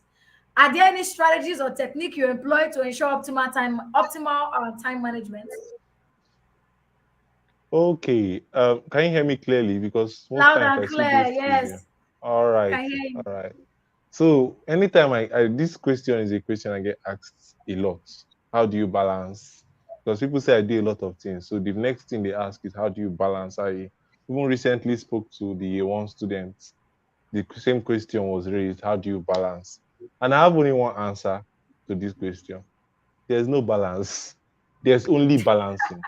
Okay? There's only balancing. It's not it's not something you do. It's not something you do and say, yes, I have everything covered. This Mm-hmm. thing from 8 to 4, I'm doing this one from 9 to no, it does not happen. It's not even Life can realistic. happen to anybody, yeah. Life happens every time, every minute of the day. I Okay, agree. so when I now say that there is only balancing, I also recently wrote about this. I think my last this I'm in my final year, right? And I opened a newsletter to just document my last days in final, like in medical school, kind of. I called it Ultimos Dias, and I actually went in depth to answer this question on that thing. Now, one thing I normally talk about How will is you the do your shift. newsletter? Okay, I'll put that in the comments after once I'm done with Okay, or this. you can send it to Okay. me. All right. Okay, I'll do Or that. send it I'll to do me that. in the chat. Okay. Yeah. There's a private chat or whatever it means so that we can join the the newsletter because there are people who may want to also know about this journey. Okay. All right. Okay, seen it. All right. So you can go on. Thank you. All right. So there's something I created for myself in this medical school, and I started talking about it. I started making it public since last year, and it's called the shift model. Okay, it's called the shift model.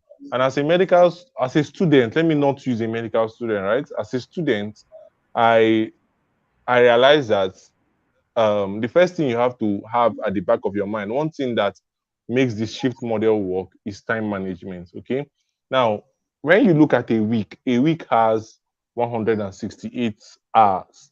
Now, that is something you should let's now carry. We'll just do small mathematics, but I'll be very, very fast about it.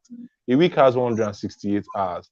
Now, a student has to go to school from 8 to 4. Someone like me, I go to school from 8 to 4. We have classes from 8 to 4. So that is 8 hours a day times 5, Monday to Friday.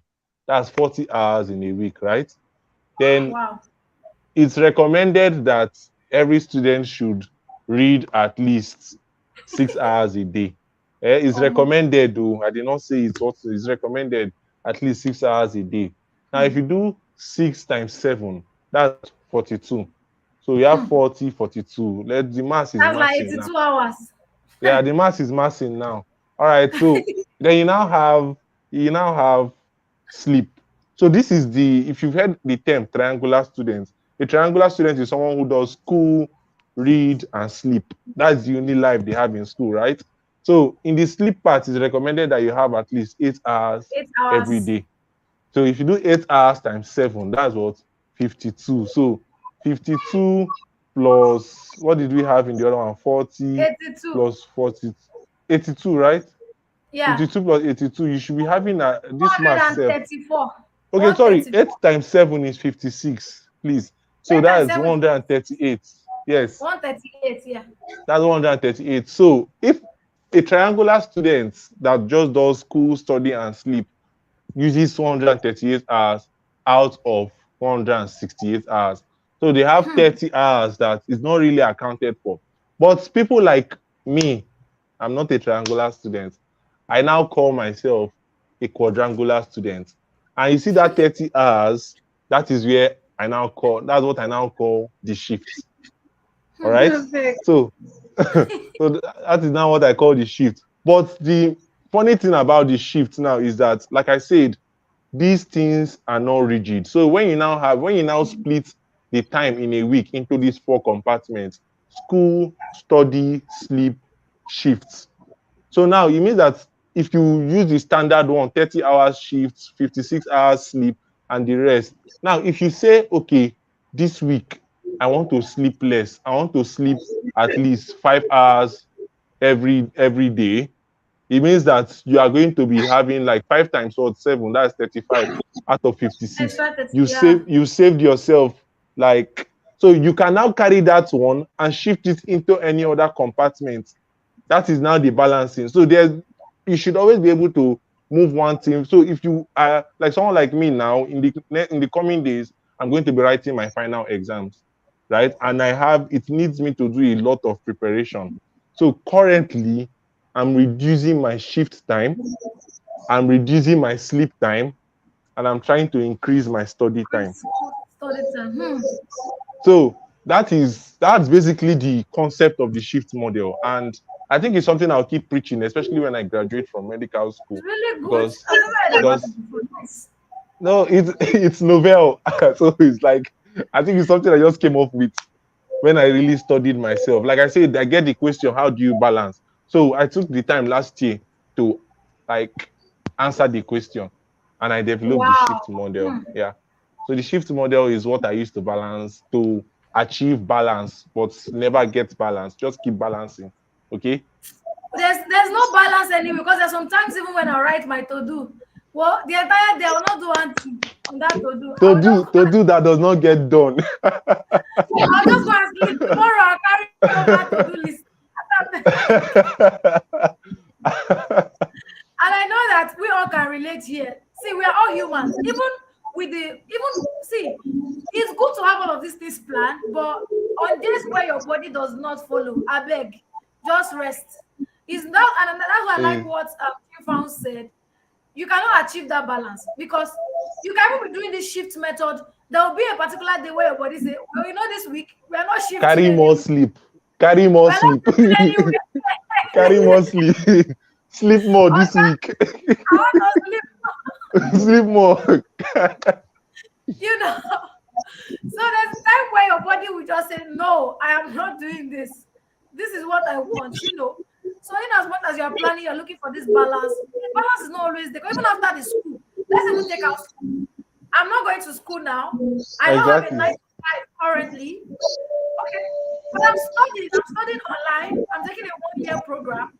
That's kind Yeah. of, I'm not going to regular school. I'm taking a 1 year program. And they demand me to have every week, we have 1 hour, 2 hours live class.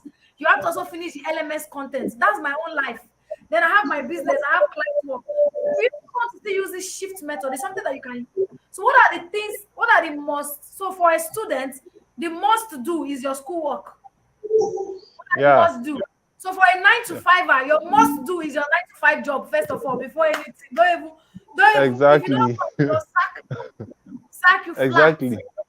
So your Take must the do is your shift. 9 to 5. Take the Then shift as that thing that you're interested in doing out of your major thing. your So major, sometimes yeah, you can just like be fueling it, sometimes be growing it, You understand? That's what the shift is, that shift part. yeah, exactly. That makes a lot of sense. Thank you so much.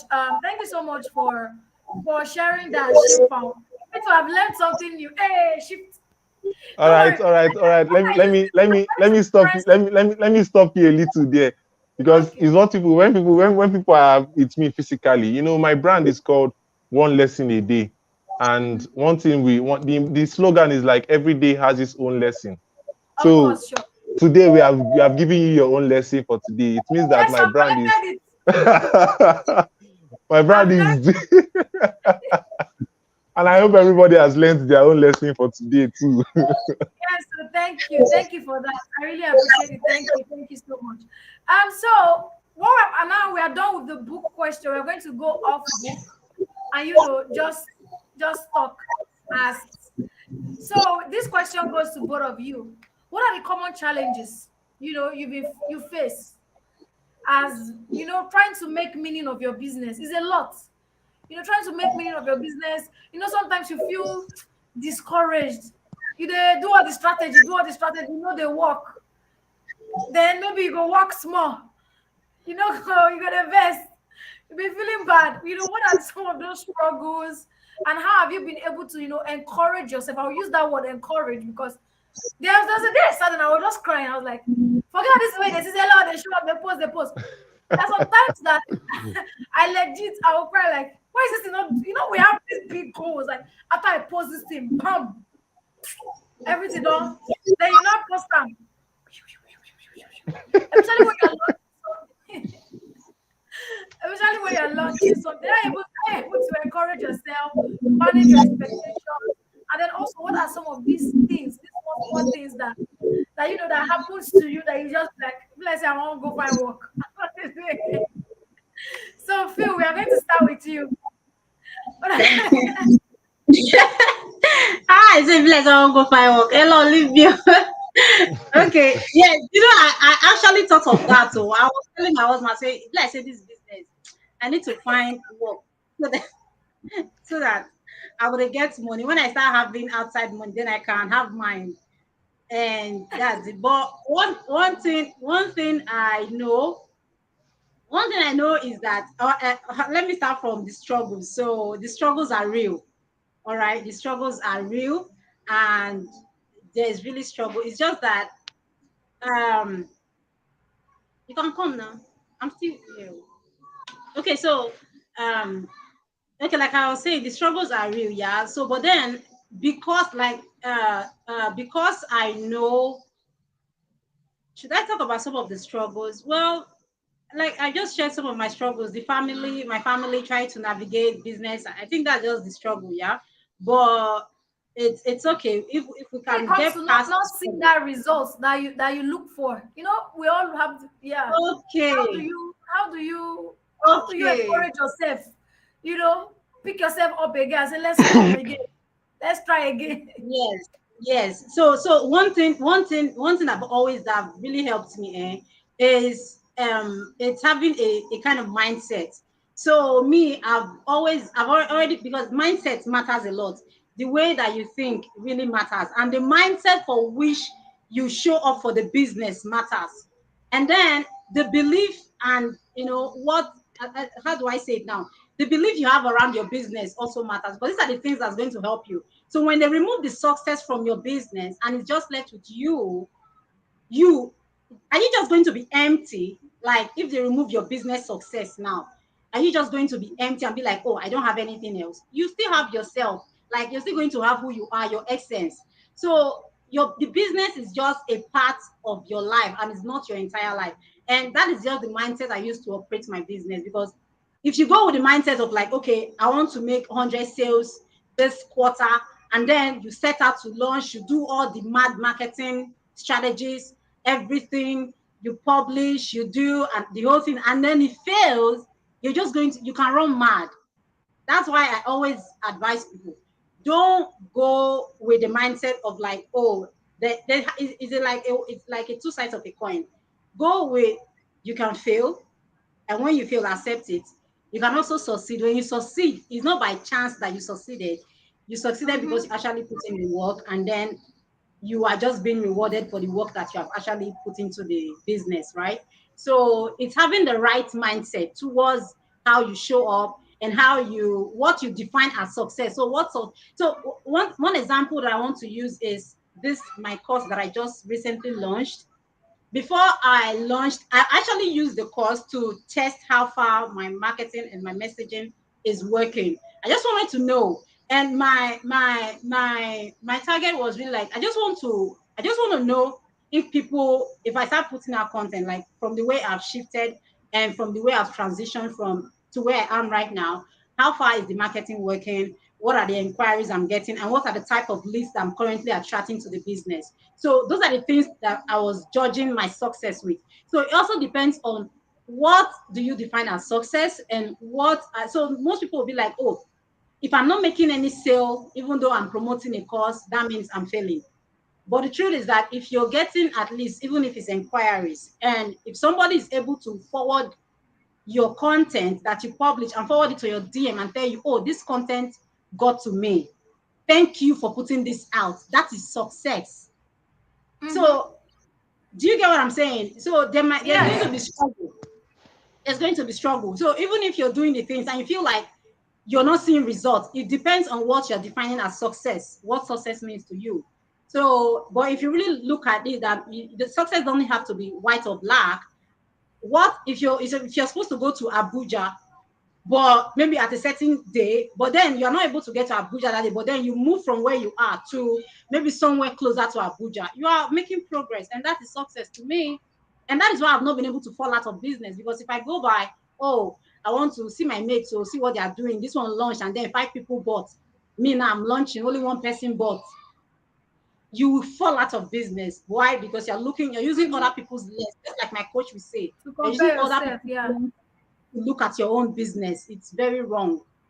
I judge my metrics based on metrics that I give myself, and not based on what the social media are saying or whatever. No. Do you get? So that has really been something that has helped me. What was the other question? I think there are 2 questions. One is how, I've forgotten the other question. I think how do you encourage yourself? Okay, yeah. So how I encourage myself is that I make sure that I follow people like Elohor now. If you follow Elohor closely, even though there might be times where you're going to break down or where you're going to be discouraged, Elohor is one of the people that when I knew Elohor, she was I know they forget. I told Yai the other day, I knew Elohor when she had only 900 followers. It's for my face like this, 900 followers. For my face, she grew up to like 10, almost 10K before her account was brought down. So with that, I saw that if this young girl can be doing this thing, like, what am I even doing in this life? I follow people that encourage me. I don't they follow people when they say today they will show up, tomorrow they're not going to show up. I don't, because you're going to make me to not also want to be showing up. So the people that you follow matters a lot. Who are you looking up to? The people that you learn from and you listen to, they matter a lot. If you're always going to pages where they're always posting discouraging, I followed Insta blog the other day because all the posts they were making sometimes, they were like people that are dying, people people that are killing themselves, children that are jumping inside. Like, if I follow you for long with this one, you start affecting my I unfollow them. Yes, exactly. So the people that you follow and listen to matters a lot to the success of your business and how, like, your consistency. So even Yai, when I knew Yai, she was I think 4K followers. Now she's 15K. So if I follow the people that I know, I will be encouraged. I want to follow people. So that is just my encouragement. I listen to them. I follow them closely. I study them. I observe them. I don't just learn based on I really listen to them closely. And anytime I listen, oh, if you are doing it, you say you have struggles, but if you're able to overcome all of those things and then you're still going, then why can't I? Do you get? Follow the people that you know you want to get the type of results that they've gotten. Like period. Period. Period. And that's a period. Period. No, that's really, really good, because sometimes when you see people share their journey, and that's what we're having, that's the reason why we're even having this panel session. When you see people share their experiences, you feel motivated. You know that I'm not only me they see Coco for this thing. And I like why you said come on eye for people thing. You know, when you start using, oh, you see Trisha B's post, I had 200 sales. You be say you get you get a little cry. Do you know what Trisha B has invested? Do you know what she has put in that you know that you don't even have to put in? Yes. So when I stopped, then when Nigeria branch could just post 20 million, me say, hey, people just they launch something, get 20 million. Maybe we post 5,000 students. I don't want to carry calculator. Back. I wanted to run mad. Like, why am I not even making my own 20 million, you know? And then I understand that my journey is not your journey. I can do a launch right now. And that's why I think your results will be based on you, not based on what you see people do or what you see people make. Even if I sell to you and say, oh, hello guys, I use this strategy to launch my online course and I got 200 sales. That does not mean that if you use the strategy, you get 200 sales. For you. Because number one, the resources that I have, you may not have it. The help that I have, you may not have it. I built authority. Maybe you have not built any authority. You need to also, there are so many factors to consider. Somebody said that everybody does not have 24 hours in a day. Some people have less, some people have more, some people have the exact 24 hours. And that's true. When you look at it, there's some people who they wake up in the morning, they already established their business. People are doing work for them. Their own 24 hours is just to help be flexing and just be, you'll be sitting there enjoying. You will say, this person they enjoy you. You don't know what that person do to get to that point. There's some people who that entire 24 hours will not sleep. You're walking around the clock. You know? So we don't have the same resources, we don't have access to the same things, the same opportunity. So stop judging yourself by what people do. So thank you very much for that Phil. So Chimfoun, over to you. How do you find encouragement when you get disappointed, you know, and what instances have you had? I don't know. Wait, before I answer my question, so that this thing doesn't leave my head. There are a lot of things. But first of all, I want to just ask the audience: how many of you are afraid of failure? I think Elohor, you can see the comment. So, Yes, how many of you are afraid of failure? How many of you are afraid of failure? I think I'm also afraid. Who's not afraid? Hey, when I was launching this conference, I was so scared. I was like, will people come? Will people show up? You know. So how many of you are afraid of failure? Answer.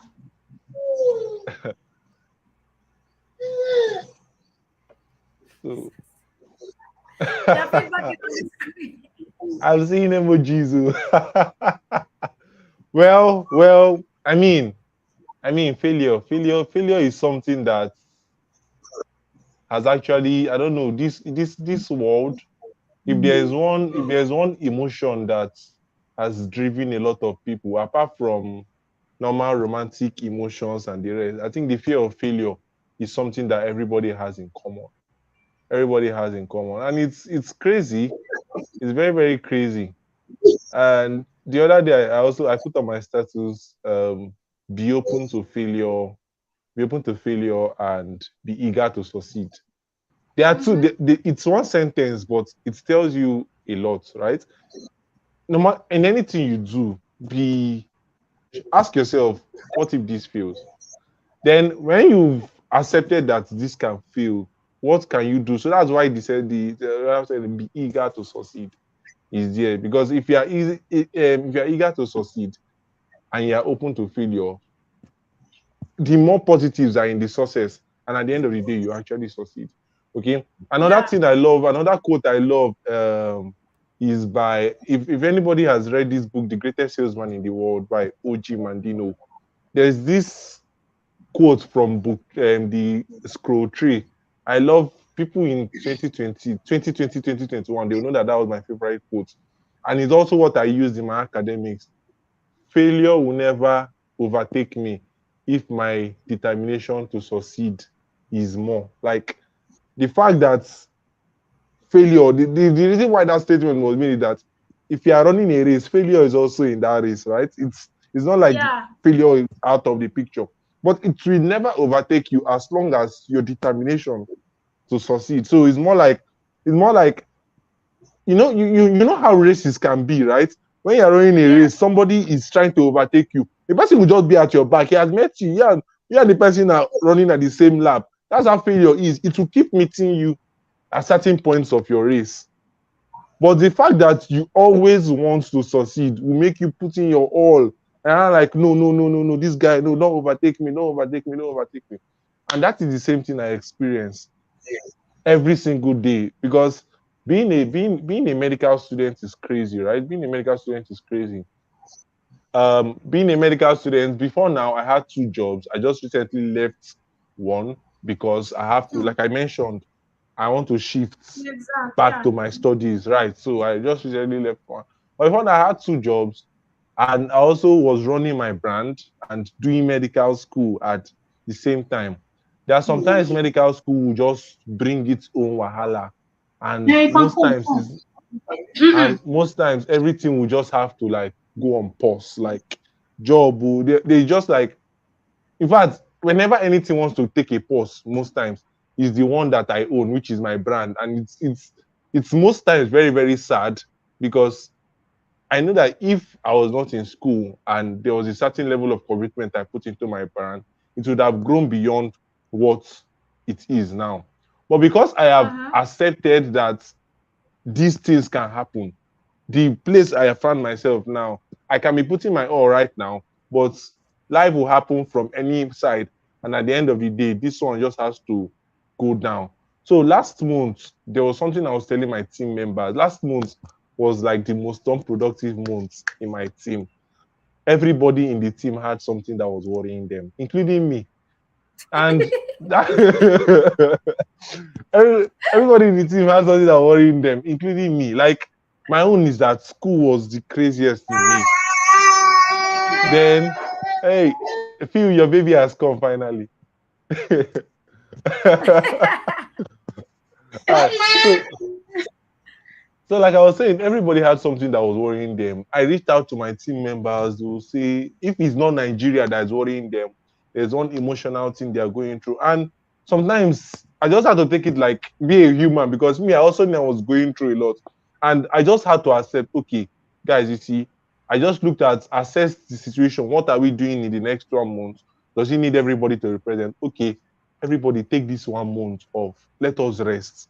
Let us use it and chill small so that we can, when we attend to everything that's been disturbing you, pay attention to those things that are making you feel like you can't push forward. All the Then village people where they follow you. all you just pay attention, everybody. Then I think it was just last Sunday, we now had a meeting. And I told them that, you see, I recognized that everybody was actually going through a lot.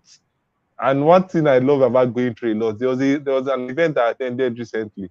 Somebody said that every time people are reaching out to him and telling him, yeah, I'm going through a lot, I'm going through a lot. Who is not going through a lot?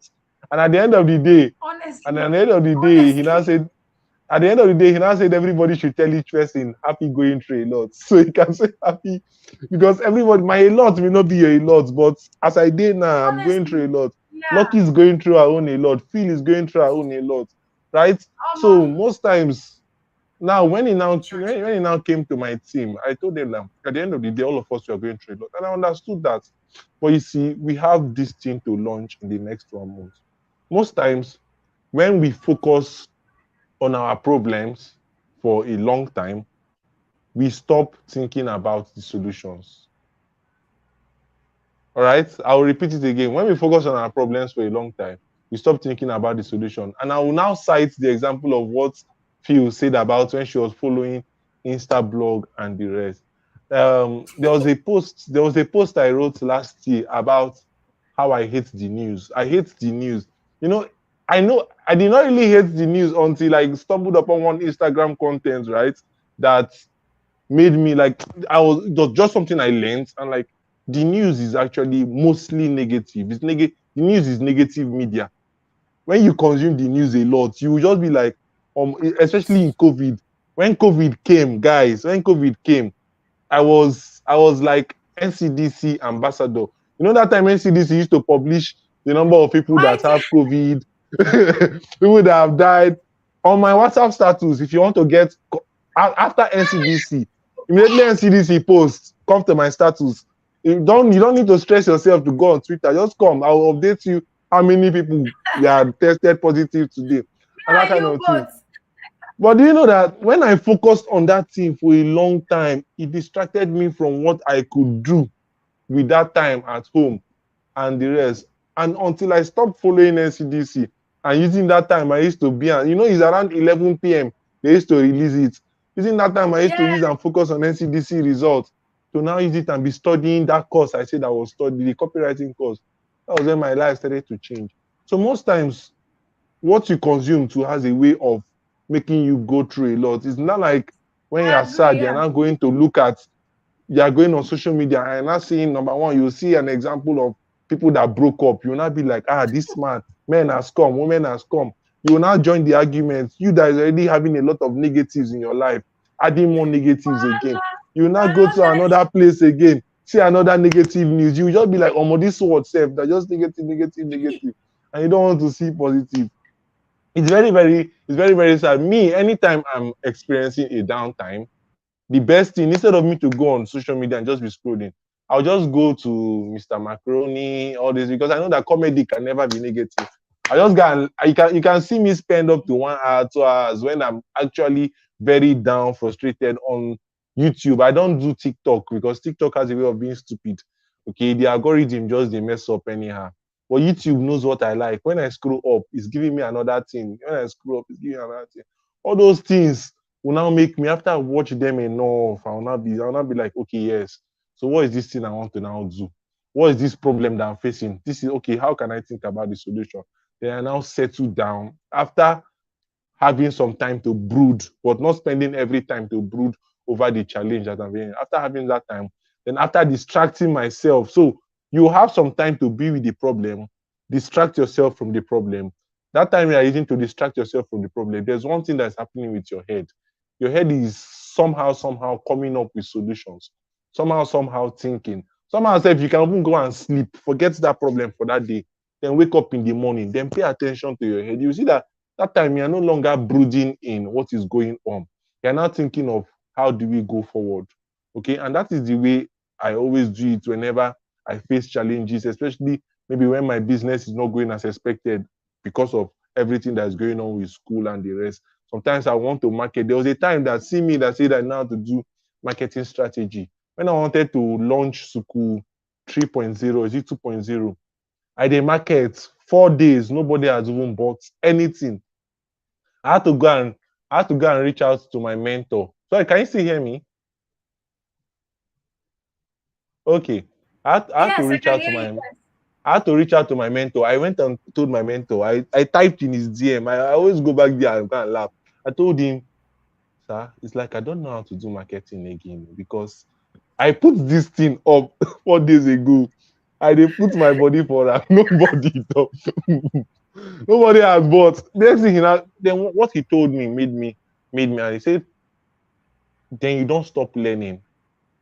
And that is why I also call, apart from me, I always refer to myself as, I have a shirt I always wear, I am a daily learner.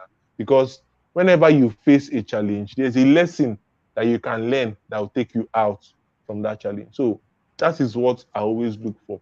If there's a problem, if there's anything, the way I encourage myself is find out that solution, that even if it's a blog post I read that can help me with that problem at that time, I do it so that I can get out of that phase.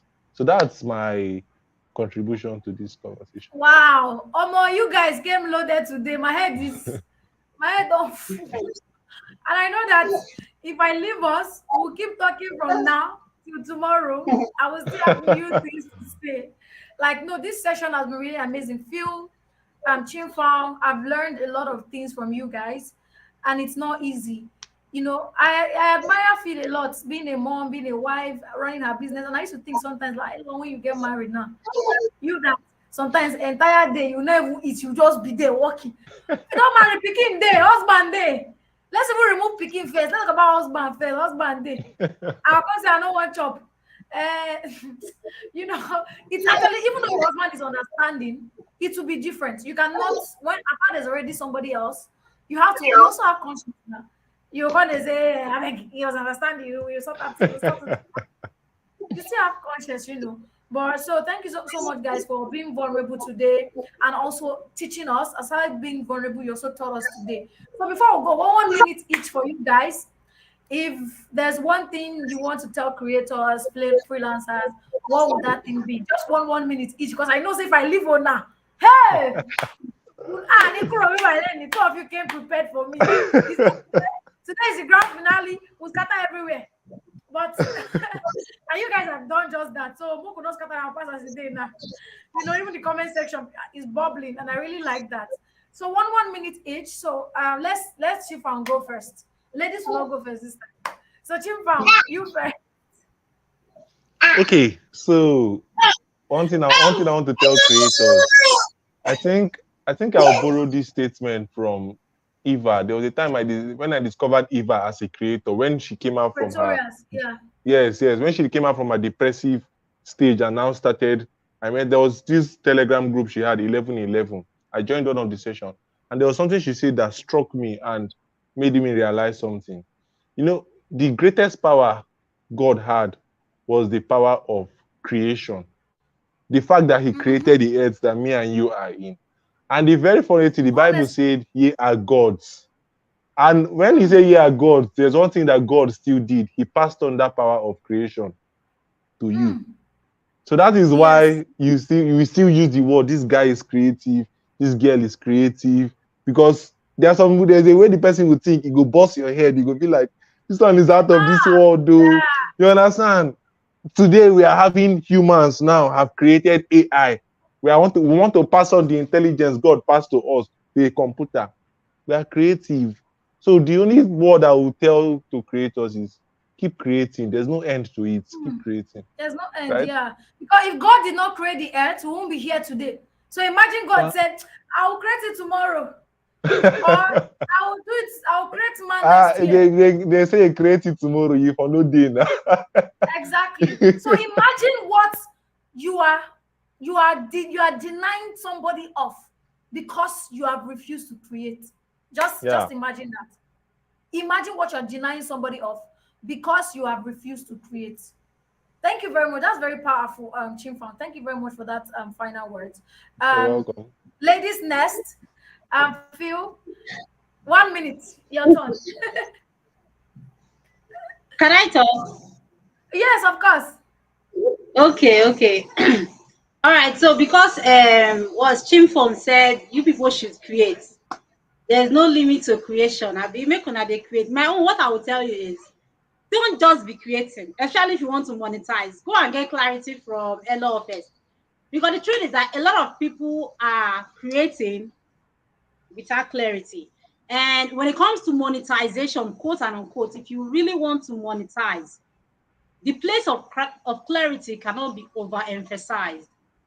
You know, when Elohor launched this brand, was this G.R.O.W challenge.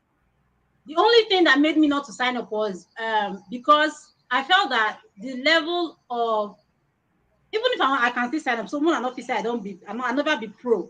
But what I'm trying to say is that the level of clarity that I have right now is enough for me to get to the next step that I want to go to. But most people, even the basic clarity that you need as to who your audience really is, how to be more specific in your communication and in your messaging, you know, the brand that you really want to build, how you need to position, you don't have that clarity. So the first thing is not about just going to Canva and start designing this thing, or you go to Canva and bring up the reel and you just begin to say one thing. And what the reason why most people you see that most people, all they do is motivational content. Motivational content is not going to help you monetize. So if you're only creating, your audience are only going to be motivated. And the truth is that there's enough motivation online. So if you're only creating motivational content and you feel it's going to make you connect to your audience in a way that allows them to give you their money, that's a very big fat lie. Now the money, at the end of the day, all these things we are doing, now the money concern us. Yes. Now the money, because if you're not making money, how you want to get data? Na money, na money, na money, na money, yo. Motivational content, when you're not a motivational speaker, is not going to help you monetize your brand. So Yeah. just putting that reel saying, oh, today is Saturday, come out and post your content and just post your content. It's not enough for you to monetize. So if you're really struggling with how to put out content, how to really know who you're speaking to, how to refine your messaging in a way that if you really need clarity around your brand, mission, vision, your values, and what you really want to build, especially if you're looking at building a brand that will sustain for the long term, then you need to get clarity. But if you're looking for, Elohor teaches messaging as well. So if you're looking for messaging that can help you, please just start. Anyway, just start. I know it's not easy. The really difficult part is how to start. But when you start, and if you're looking to monetize, again, like I said, you need to get the required skill set, get the knowledge, and then there's the place of implementing. Because a lot of people are used to, once they say your favorite coach is launching, the next thing is how you want to go and look for money to buy. And then when you buy, you look it up on seller, and you don't go and open seller again. The cost is going to rot in there and it's going to die there. So it's not about having the money to buy. The big thing is really on going through the course and implementing the shit. All right. So I think that's basically it. Thank All right, you. this is it. Let me add something. Hey, these people wake up to them. I can't attack. Hey, This is it. Let me add something. Okay, over for you. Add. All right, I'm just going to add to what Phil say, right? Because clarity is important. If you want to really be a creator, go and read the story of creation in the Bible. Anytime God said, "Let there be this," that's what I want to say. Look, before you say it. see, when God said, "Let there be this," there was a reason for it, for him. Like you will see in the Bible, say, "Let there be this," so that it will divide the this. So when you are creating, no go create. Your creation should have a reason you are creating it. Let us make man in our own image, and give. You will see that there was a reason. You understand? So there should be that clarity. And like Phil said, every other thing she said, clarity and DCC are one. Yes. Like this. Thank you very much. So Phil, to clarify something, yeah, I think I do messaging, clarity on messaging. I also do clarity on messaging. But yours is tailored to content. I don't teach people content creation. So you help people clarify their message so that they can create content. Exactly. So they can create content. I help people clarify their message so that they can sell themselves confidently. Okay. So it's not tied to content, it's beyond content. Everything that goes. Okay, yours is really about the brand. About the brand, yes. I don't say, oh, these are to create content, but what I may share, what you will learn during my own stuff will give you clarity on how to go about your content. So that's where they will not need you to know how to create the content itself. So that's the difference between, you see how we are all hammering on messaging but different things. But yes, what Chimfoun has said, so you can follow Phil, please, if you know that you need to be clear on how you create the content and all of those things and how you put it out and communicate. Please follow Phil on Instagram. I'll tag her to this video. I'll tag everybody that participated today to this video, so you can all connect with them. Even if you're watching the replay, right, you can connect with each and every one of them on Instagram. That creation thing that Chimfoun said, I wanted to say that as well, that even before God said, let us make man, let us do this, there is that clarity already. He already knows why he should make man. He already knows what is what. You already know that, oh, this one is animal, this is where animal will be in. So if you don't have that clarity, you'll just be creating and creating. Imagine God was just creating and creating. There will not be difference between animal. There will not be hierarchy. No between man, animal, water, sea. Everybody will just there. We for they live for water. People will live for water. Exactly. So that clarity is very, very, very, very, very important. Oh my God, today has been a lot. Somebody said, right on, there's always a why, a reason behind every creation. Yes, Your creation should follow a clear path. Yes, James said, because brand A don't post, you two won't post. Now you don't, you be. Oh my God. So this session has been really amazing. I don't know how to thank Chimfoun and thank Phil. Thank you so much, guys, for coming to do this. You know, I've Thank you, learned, I've had Lucky. fun. It's been amazing. When I just prepared for today, when I saw Phil did video on her story and said, I'm ready for today, I just said, gang. Then Chimfoun sent me DM. I said, yeah, so I have my network ready. I said, hey, these people are on fire. And you people brought that fire. You people brought that fire here today. And I'm super grateful. I'm excited that we had this session. I had fun. I learned. Everybody, even the comments could tell. The comment can tell that everybody learned, everybody had fun. And there's no better way to end the G.R.O.W conference than what we've had here today. So I'm really grateful to you guys. Thank you for accepting to come here. Again, like I've used to say in all of the sessions, I've never met Phil in my life. I've never met Chimfoun before. We all met on Instagram. We all connected from there, and that's how we're here today. So connection is always something. Somebody has something to say. Okay, I would like to add that sometimes clarity comes along the way. When God finished creating the earth, he saw it was beautiful. When he looked and saw that there was need to create man to dominate the earth. Lovely, comfort. Thank you so much for adding that. Yes, that is true. Sometimes clarity comes along the way, right? And sometimes it's clarity that comes along the way. You may even need people to help you. Because even God, before God created man, he went to consult his host of heavens and everything. That I mean, even after he created man, he said, no, yes, this man they alone. No. This man needs a woman, a helpmeet. He consulted Adam, God did not say, I should make man. He said, we should. Meaning that is a collective agreement, which also means that sometimes even in getting the clarity, you need somebody. You need somebody to even help you get that clarity. So clarity comes as you go. You need to implement.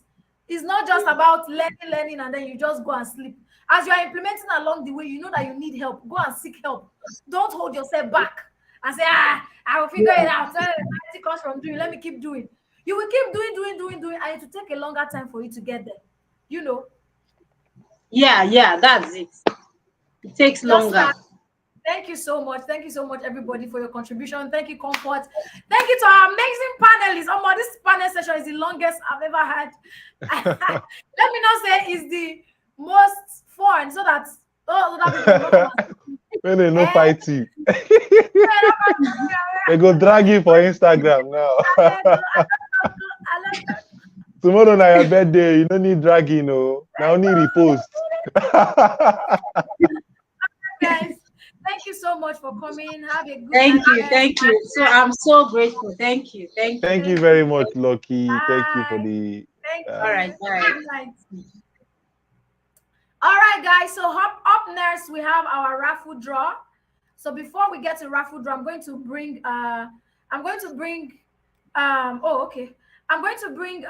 BC to come and handle the raffle draw. But before then, you guys, I will need 4 minutes of your time because we need to go on a commercial break. See you soon. Imagine standing on the edge of the world, feeling the vastness of possibilities and the excitement of the unknown. Meet Alex, a free spirit with a thirst for new experiences and a desire to make a difference in the world. I crave the thrill of exploration, but I feel lost in the sea of choices. How can I navigate the depths of my potential? I am also just one person in a sea of millions. How do I stand out? How do I make my mark? Alex's journey is not just about physical exploration. It's about navigating the uncharted territory of his dreams and ambitions. Nor is it about just finding his voice. It is also about transforming himself into a force to be reckoned with in the digital space. Just like Alex, there are countless people seeking their purpose, struggling to find their place online, cut through all of the noises, swim through the oceans of many talents, and make a meaningful impact. But what if there was a compass, a guiding light to help them discover their true path? What if this compass can take you through an extraordinary journey designed to empower individuals like Alex to embrace their uniqueness, define their brand, and create their own destinies? Will you follow it? Through this compass, Alex gains the clarity and tools he needs to navigate the ever-changing digital landscape, tools and strategies to craft his personal brand, communicate his values with impact, and build a tribe of loyal supporters. Just as Alex explores the mysteries of the underwater, this compass guides him to dive deep into his passions, discover his strength, and uncover his true potential, values, and purpose. Equipped with newfound knowledge, Alex harnesses the power of his personal brand, communicates his values authentically, shows up differently, sells himself confidently, and creates a ripple effect that resonates with his audience. Like Alex, you too can harness the power within you, navigate the vast digital landscape, be able to attract and connect with your audience, and leave your mark on the world. Creators from all walks of life, whether social media managers, entrepreneurs, agency owners, or freelancers, have experienced remarkable transformations through the G.R.O.W challenge. They've gained clarity, able to communicate their values effectively, and monetize their passions and purpose. Those who have embarked on the G.R.O.W challenge have experienced remarkable growth. They've embraced their unique talent, harnessed the power of their personal brand, and made a profound difference in their chosen fields. Join the G.R.O.W challenge today and embark on a transformative journey. Unleash your potential, navigate the uncharted, and make a lasting impact in the digital landscape by clarifying your brand message, defining your offers, creating a launch and marketing chain, and telling stories that set you apart from everybody else out there. Let your adventure begin.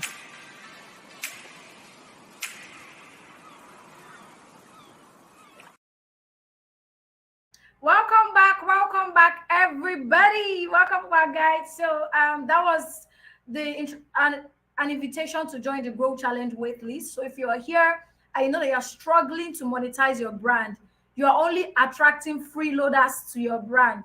You know, you are struggling to sell, you are ashamed to sell, you're not confident in whatever thing you are selling, then you should go and join the waitlist for the G.R.O.W challenge. The next cohort will start in October, right? And you should join the waitlist. Once you join the waitlist, you also get a discount for joining that waitlist. So use the link in the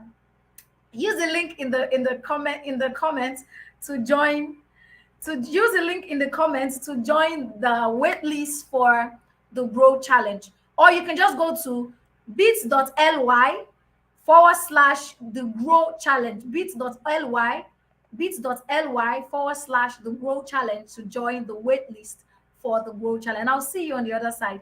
Comfort said this ad is beautiful. Hello, Agba creator. Thank you. Nini said this is fire. The message is clear. Amazing. I love that. It's clear.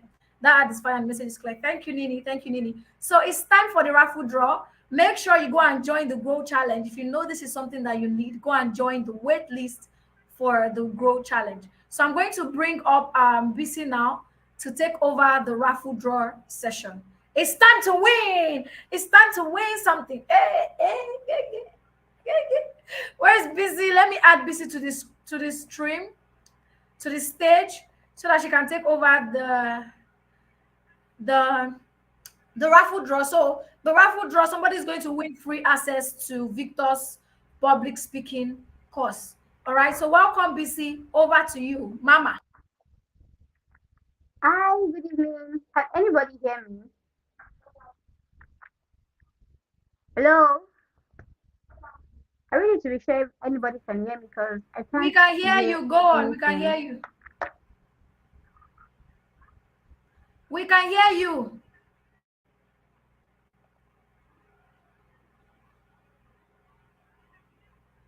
BC, we can hear you. Ah.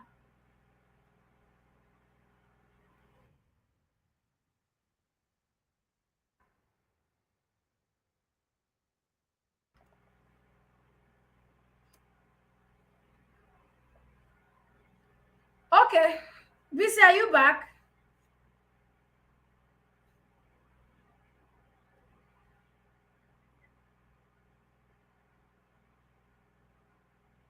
Now we can't hear you. You spoiled everything. We can't hear you now.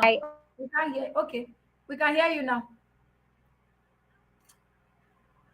Yeah, so intentional Nini, you must win today. You must win today. Yes, sir. Yes, sir. Oh, okay. So All I'll right, just go ahead. comfort. All right. Good evening, guys. Good evening, everybody.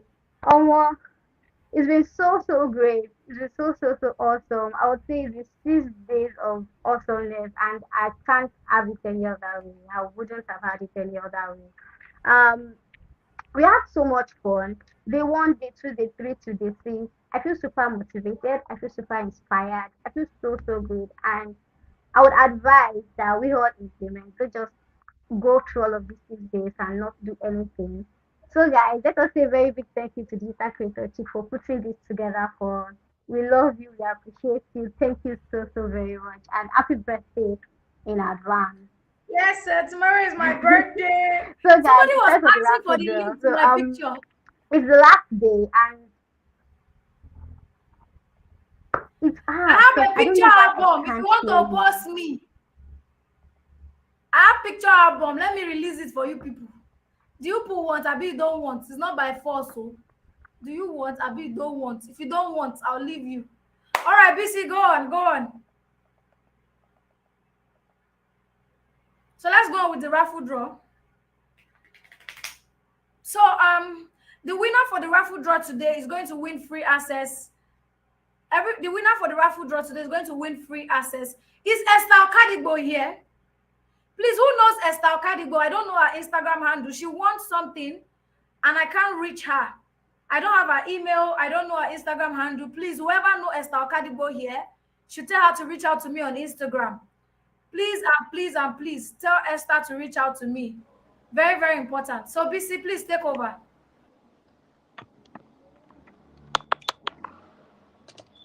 Okay, so I'll just go on. Okay, Esther, so please today drop we your are going to Instagram be handle here, winning please, so that one we. person will have access to Victor's wow, this is crazy.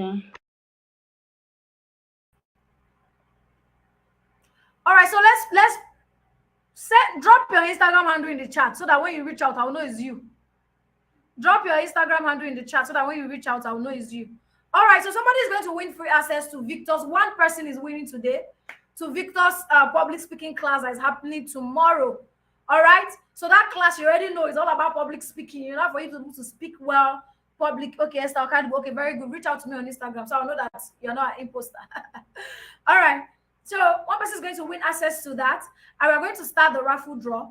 And again, one person on Instagram already has automatically joined the raffle draw. As you can see here, we have the one person here, and our class rep for today, Divine Favor, has also automatically joined the raffle draw. Right. So the next, we need 8 more people. Just need 8 more people today to join the raffle draw, and then we are going to spin, and one person is going to win access to Victor's offer. So, like always, I have dropped the link to the form in the comments. Click on it and go and start giving your feedback. Click on the link. Click on the link and go and register. Drop your feedback. See, today is the last day. Even if you don't win, even if you don't join the raffle draw, tell me how you feel so far about the entire event. In fact, don't follow the format that you see there. Just write your heart, write your mind. You know, tell me how you feel about everything so far. Share your feedback with that link that you can see in the comments. So we'll be waiting for your responses. We're going to be refreshing the page and waiting for you guys to fill out the form. While we are waiting for that, all right, I'm going to put the names of those who are already in. So we have we have this person from Instagram, one person from Instagram, and then we have Divine Favor, our class rep. I say class rep who have automatically joined the raffle.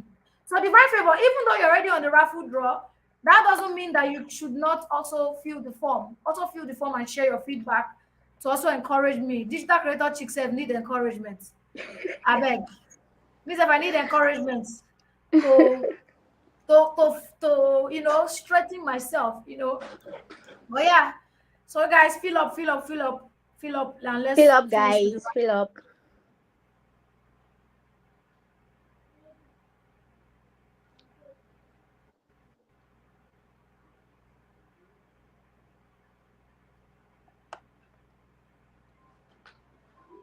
No response yet. I guess people are still writing.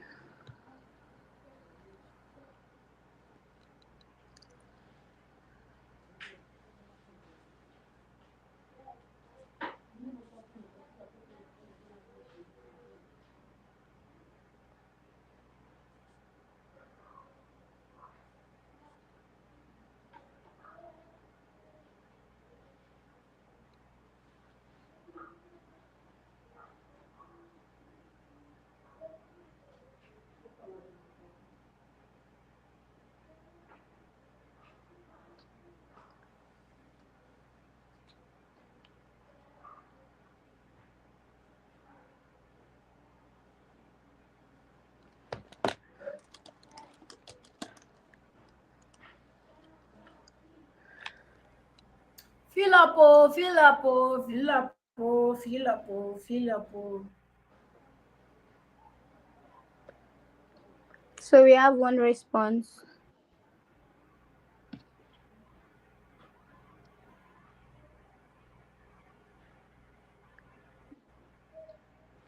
Thank you for filling. Thank you so much.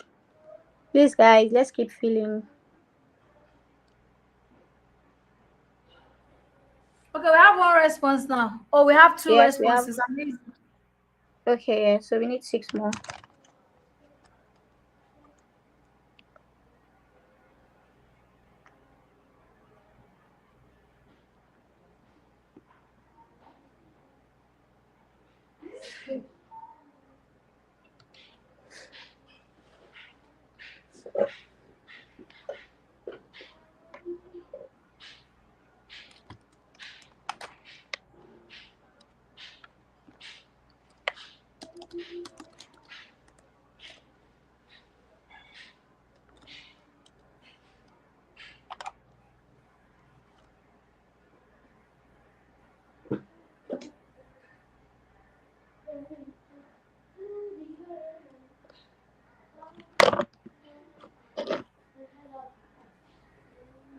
Guys, we are waiting. Please hurry. Should we count? Should we count? Okay, maybe we should just do that. Count. Yeah. Okay, so we Maybe to have make four them responses. Well hasten up. done. Well done, guys. Oh, we have 6 responses. Are vessel. More like 4 came in at the same time. Amazing, Damilola. Well done. Damilola says she has joined the Grow Challenge waitlist. Well done. See you soon. All right, let's see. We have 6 responses. Oh, yeah, let's count 1 to 20 now. Okay, guys. So 1, 2, 3, 4, 5, 6, 7, 8, 9, 10, 11, 12, 13, 14, 15, 16, 17, 18, 19, 19. We still have just 6 responses.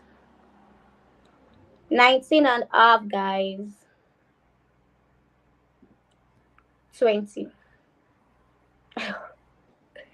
Okay. We have just 6. Okay, we Let's a have few seconds 8. more. Okay, we have 8 responses now. Osha, well done, guys. Adeze, Mavis, Mavis, Comfort, 1, 2, 3, 4, 5, 6, 7. So Kifaya let's put them on the raffle. on the wheel. All right. So on the Okay. wheel. So we are going to put Adeze first. Then the next person is Mavis. Just one person is winning today, guys. Hey, Osha Prapra, who be this one person? Then the next person is Comfort.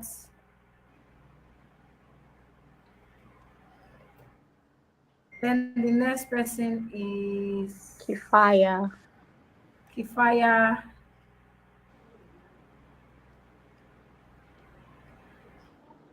The next person is Intentional Nini. I'm intentionally copying all this thing one by one because I don't want to say Elohor do partiality. I'm going for that one. Next person is Comfort SCN. I call that in well. The next person is Esther Okadibo. This is your name, the sweet for mouth, though. Esther Okadibo. Then the next person is Caris Love.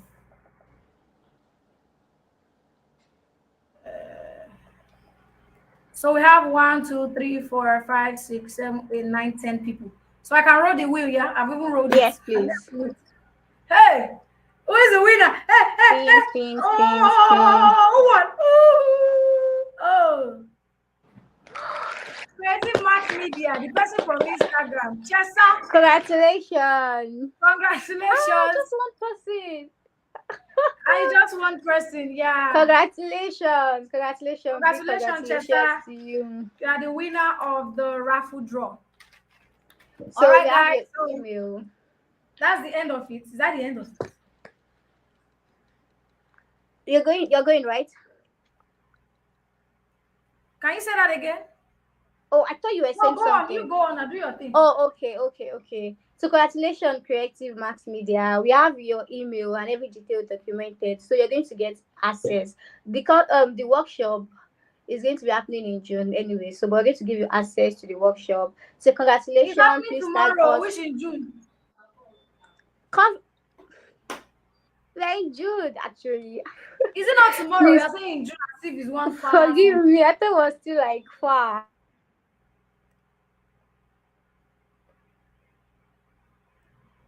All right, guys. So thank you very much, everybody. Congratulations to Chesa for winning. We appreciate everybody. We have officially now come to the end of the G.R.O.W conference in the name of the Father, Son, and the Holy Spirit. If you're a Muslim here, I don't know how they say it in Muslim language, but we officially now come to the end of the G.R.O.W conference. I'm grateful to each and every one of you. Tomorrow is my birthday, guys. I'll be +1 tomorrow, and there's no better way to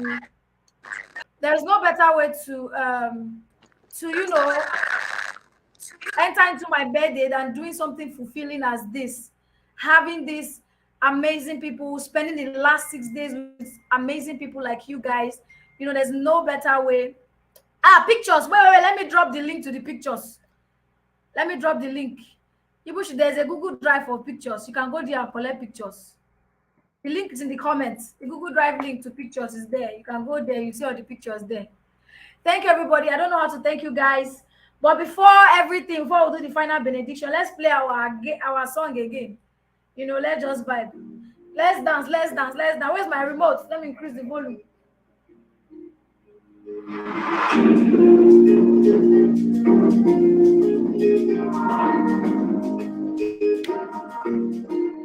Hey.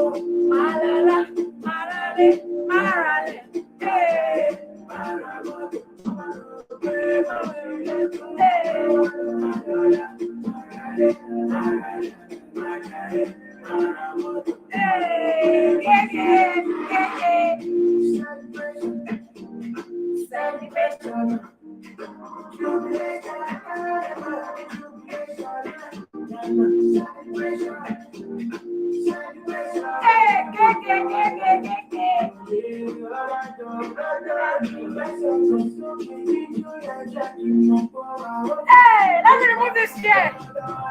Hey.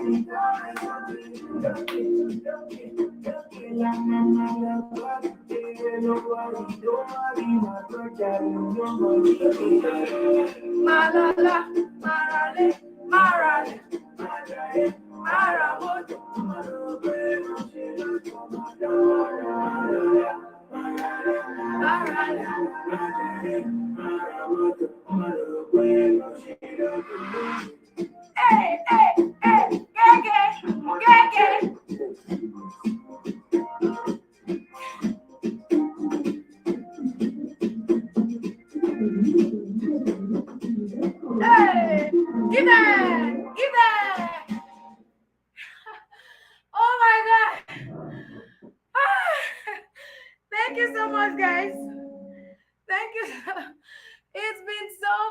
man. Yes, yes, yes.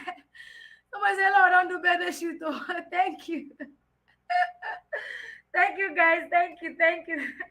I'm feeling so overwhelmed.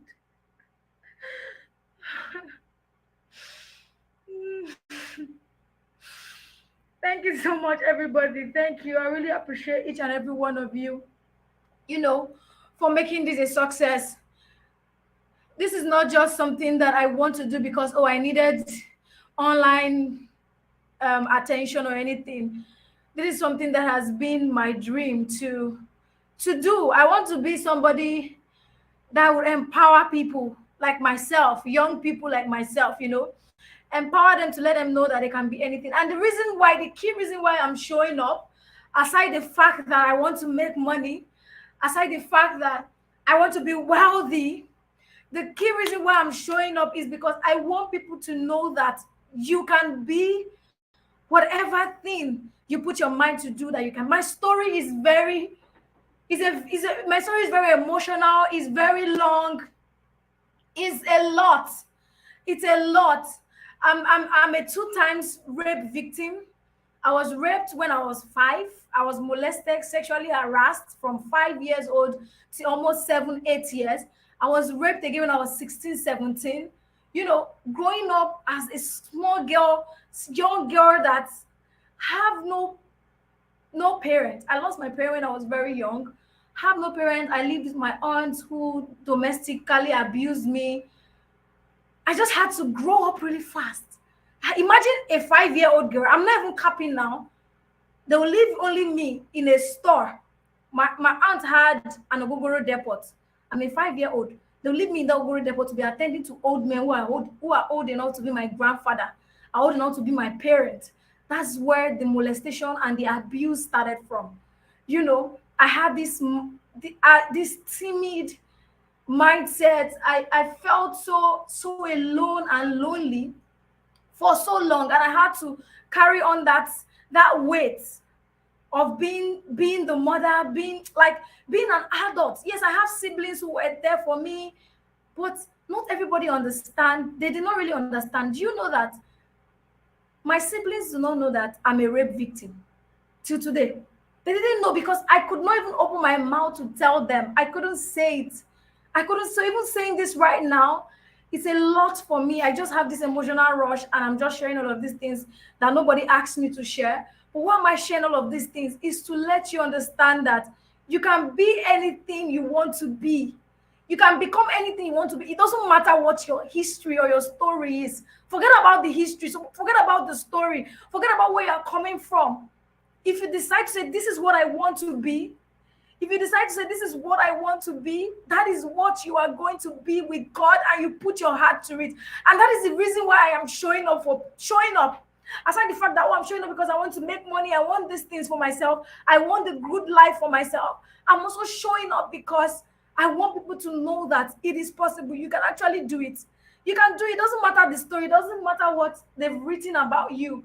There's so many things that I'm not proud of. There's so many things I cannot share because it's very personal. So some people might misunderstand me. But then all those rape episodes turned me into something that I didn't want to be. That trauma changed my life. I started living waywardly, but I will not go into all of those things. It took a lot of personal determination and help from God to, bring me back on the right path. To say I could have just chosen another path. I could have just said, oh, I want to be something else. Or because I didn't have any support. I could have chosen a different life. Maybe I could have said, let me go and start begging. Let me go and start doing anything else. I could have been doing anything else with my life. But no, I know that I am going through, because I understand I'm going through all of this, so that will be a reason why somebody else that is going through something similar and does not have anybody to encourage them, I'll be a reason why that person did not give up. I'll be a reason why that person stayed or fight till the end. So I don't know what you're fighting. I don't know the demons you're fighting. I don't know what is going on with you. I don't know whatever thing, any battle, whatever thing you're struggling with. I'm here to tell you today that I'm a girl. I'm a living testimony. I'm a living testimony of somebody who has gone through it has gone through the worst things you can imagine. I can't even start saying some of these things. They are so, I'm not proud of them. I've gone through the worst things in life. Even while I was in school, I was struggling. Imagine when you enter university for the first time, you carried all your patch clothes that you've been using from home since you were born. You took them to the university. You didn't have money to buy clothes. That was how I landed in university. I landed in university the first day. I don't know where I was going. I don't have anybody to stay with. And that was how my life started, in a land that I know nobody. But I finished. I don't know how I finished, but I got here. I got out of the school and I did really well. And I'm here today. Even when I started my business journey, I went through a lot of struggle as well, even in business, to get to where I am today. So the story is so much. There is a lot. So why I'm doing this, there's a personal reason why. Why do you think Elohor is about pushing people, let people make money, let people achieve their dreams? It's more than all of those monetization, all the things that I'm selling. It's more than monetization. It's more than just showing up or anything. It's more of empowering people to be able to, have something where they can use to fight for themselves, to speak for themselves, to have a voice of their own. Nobody was there to fight for me when I was being raped. When I tell somebody, let me keep quiet, and never allow me speak or say anything. But I don't want that to happen to people. There are so many people that are going through this. I don't know what you've been through that you cannot even share, that you cannot even say, because it is too dark, or because it is too,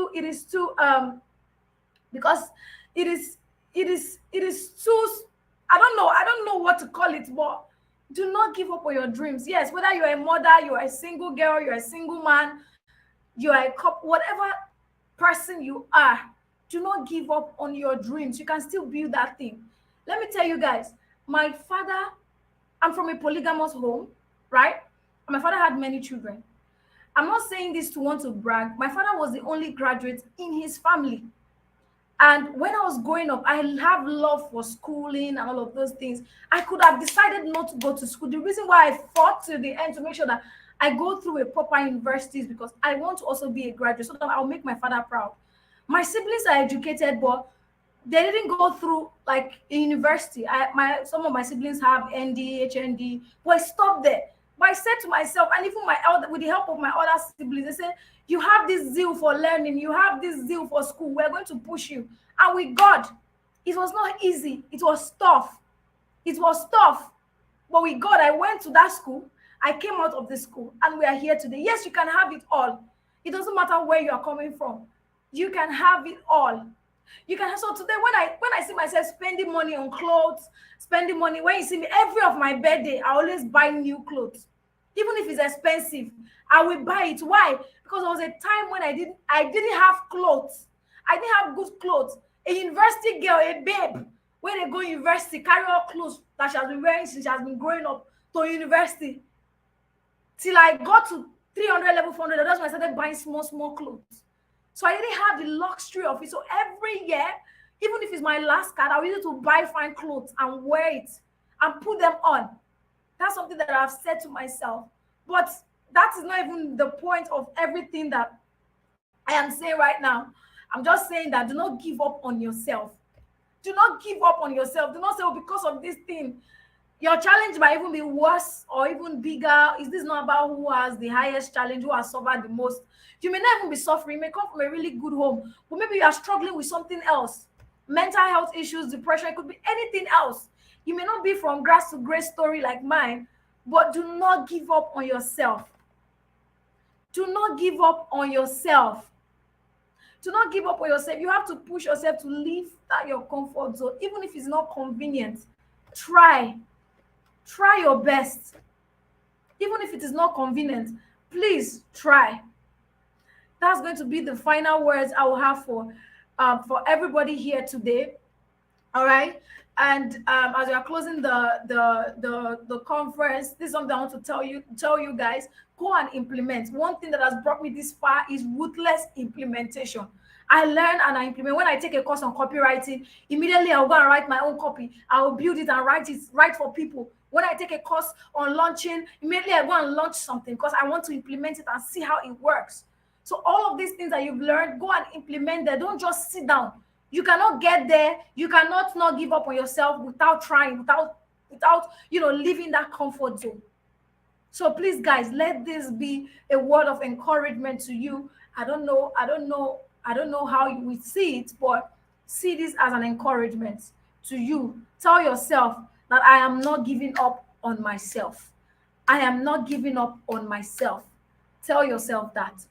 Thank you very much, everybody. I appreciate all of you. I love you all. I see all your wonderful comments. Thank you so much. Thank you. Thank you. I appreciate you. And with that, we've come to the end of the Grow Conference 2023. I'll see you guys in 2024 because we're going to have this conference again every single year. So do not exit the group. Do not leave the group because you're also going to be benefiting a lot from there. All right. If you've not been watching, you can catch the replay, watch the replay. I will also break out all those sections from the videos so that you can be watching there. If you want to watch for a particular speaker, you can just go there. If you want to watch a session, you can just go there. We'll break them out as we go on. Thank you guys so much for showing up for me. Thank you guys. Yes, the time is coming when you be a speaker. Yes, amazing. I want to see people from here becoming speakers for the Grow Conference.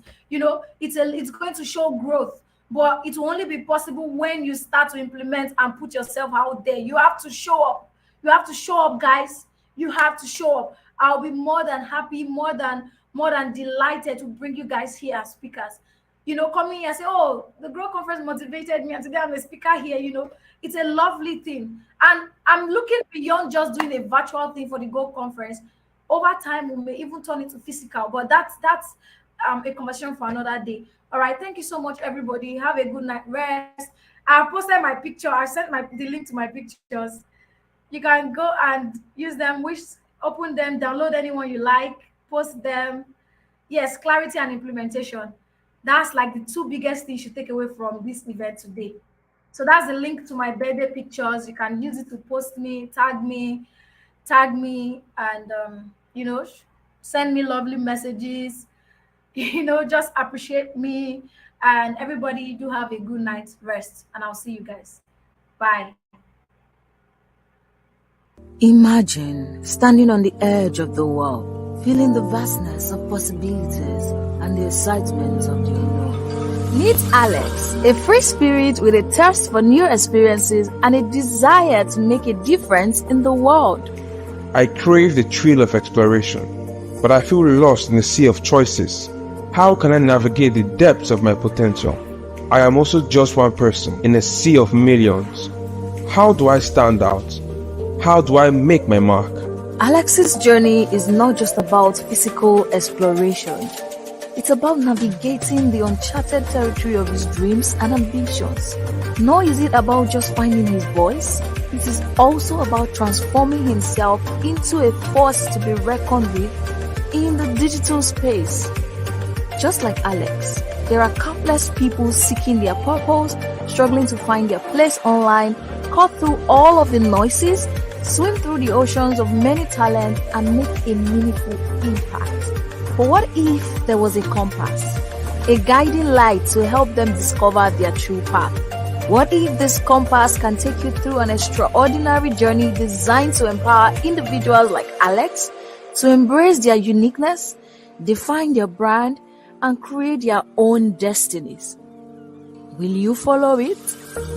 Through this compass, Alex gains the clarity and tools he needs to navigate the ever-changing digital landscape, tools and strategies to craft his personal brand, communicate his values with impact, and build a tribe of loyal supporters. Just as Alex explores the mysteries of the underwater, this compass guides him to dive deep into his passions, discover his strength, and uncover his true potential, values, and purpose. Equipped with newfound knowledge, Alex harnesses the power of his personal brand, communicates his values authentically, shows up differently, sells himself confidently, and creates a ripple effect that resonates with his audience. Like Alex, you too can harness the power within you. Navigate the vast digital landscape, Be able to attract and connect with your audience and leave your mark on the world. Creators from all walks of life, whether social media managers, entrepreneurs, agency owners, or freelancers, have experienced remarkable transformations through the G.R.O.W challenge. They've gained clarity, able to communicate their values effectively, and monetize their passions and purpose. Those who have embarked on the G.R.O.W challenge have experienced remarkable growth. They've embraced their unique talent, harnessed the power of their personal brand, and made a profound difference in their chosen fields. Join the G.R.O.W challenge today and embark on a transformative journey. Unleash your potential, navigate the uncharted, and make a lasting impact in the digital landscape by clarifying your brand message, defining your offers, creating a launch and marketing chain, and telling stories that set you apart from everybody else out there. Let your adventure begin.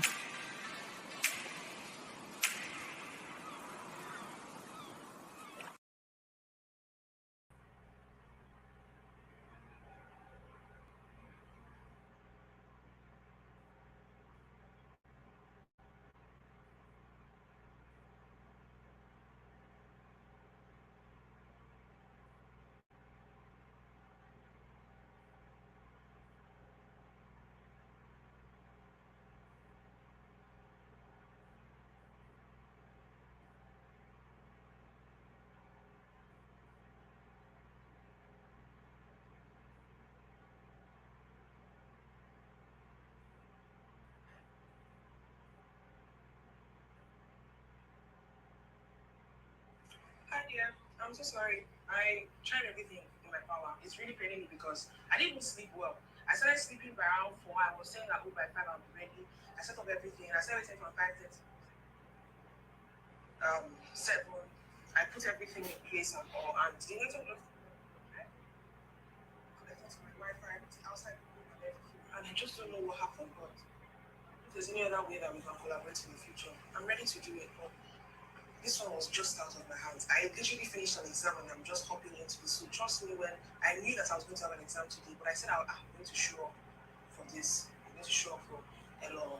But the thing just, it didn't let me even see road. I'm really sorry.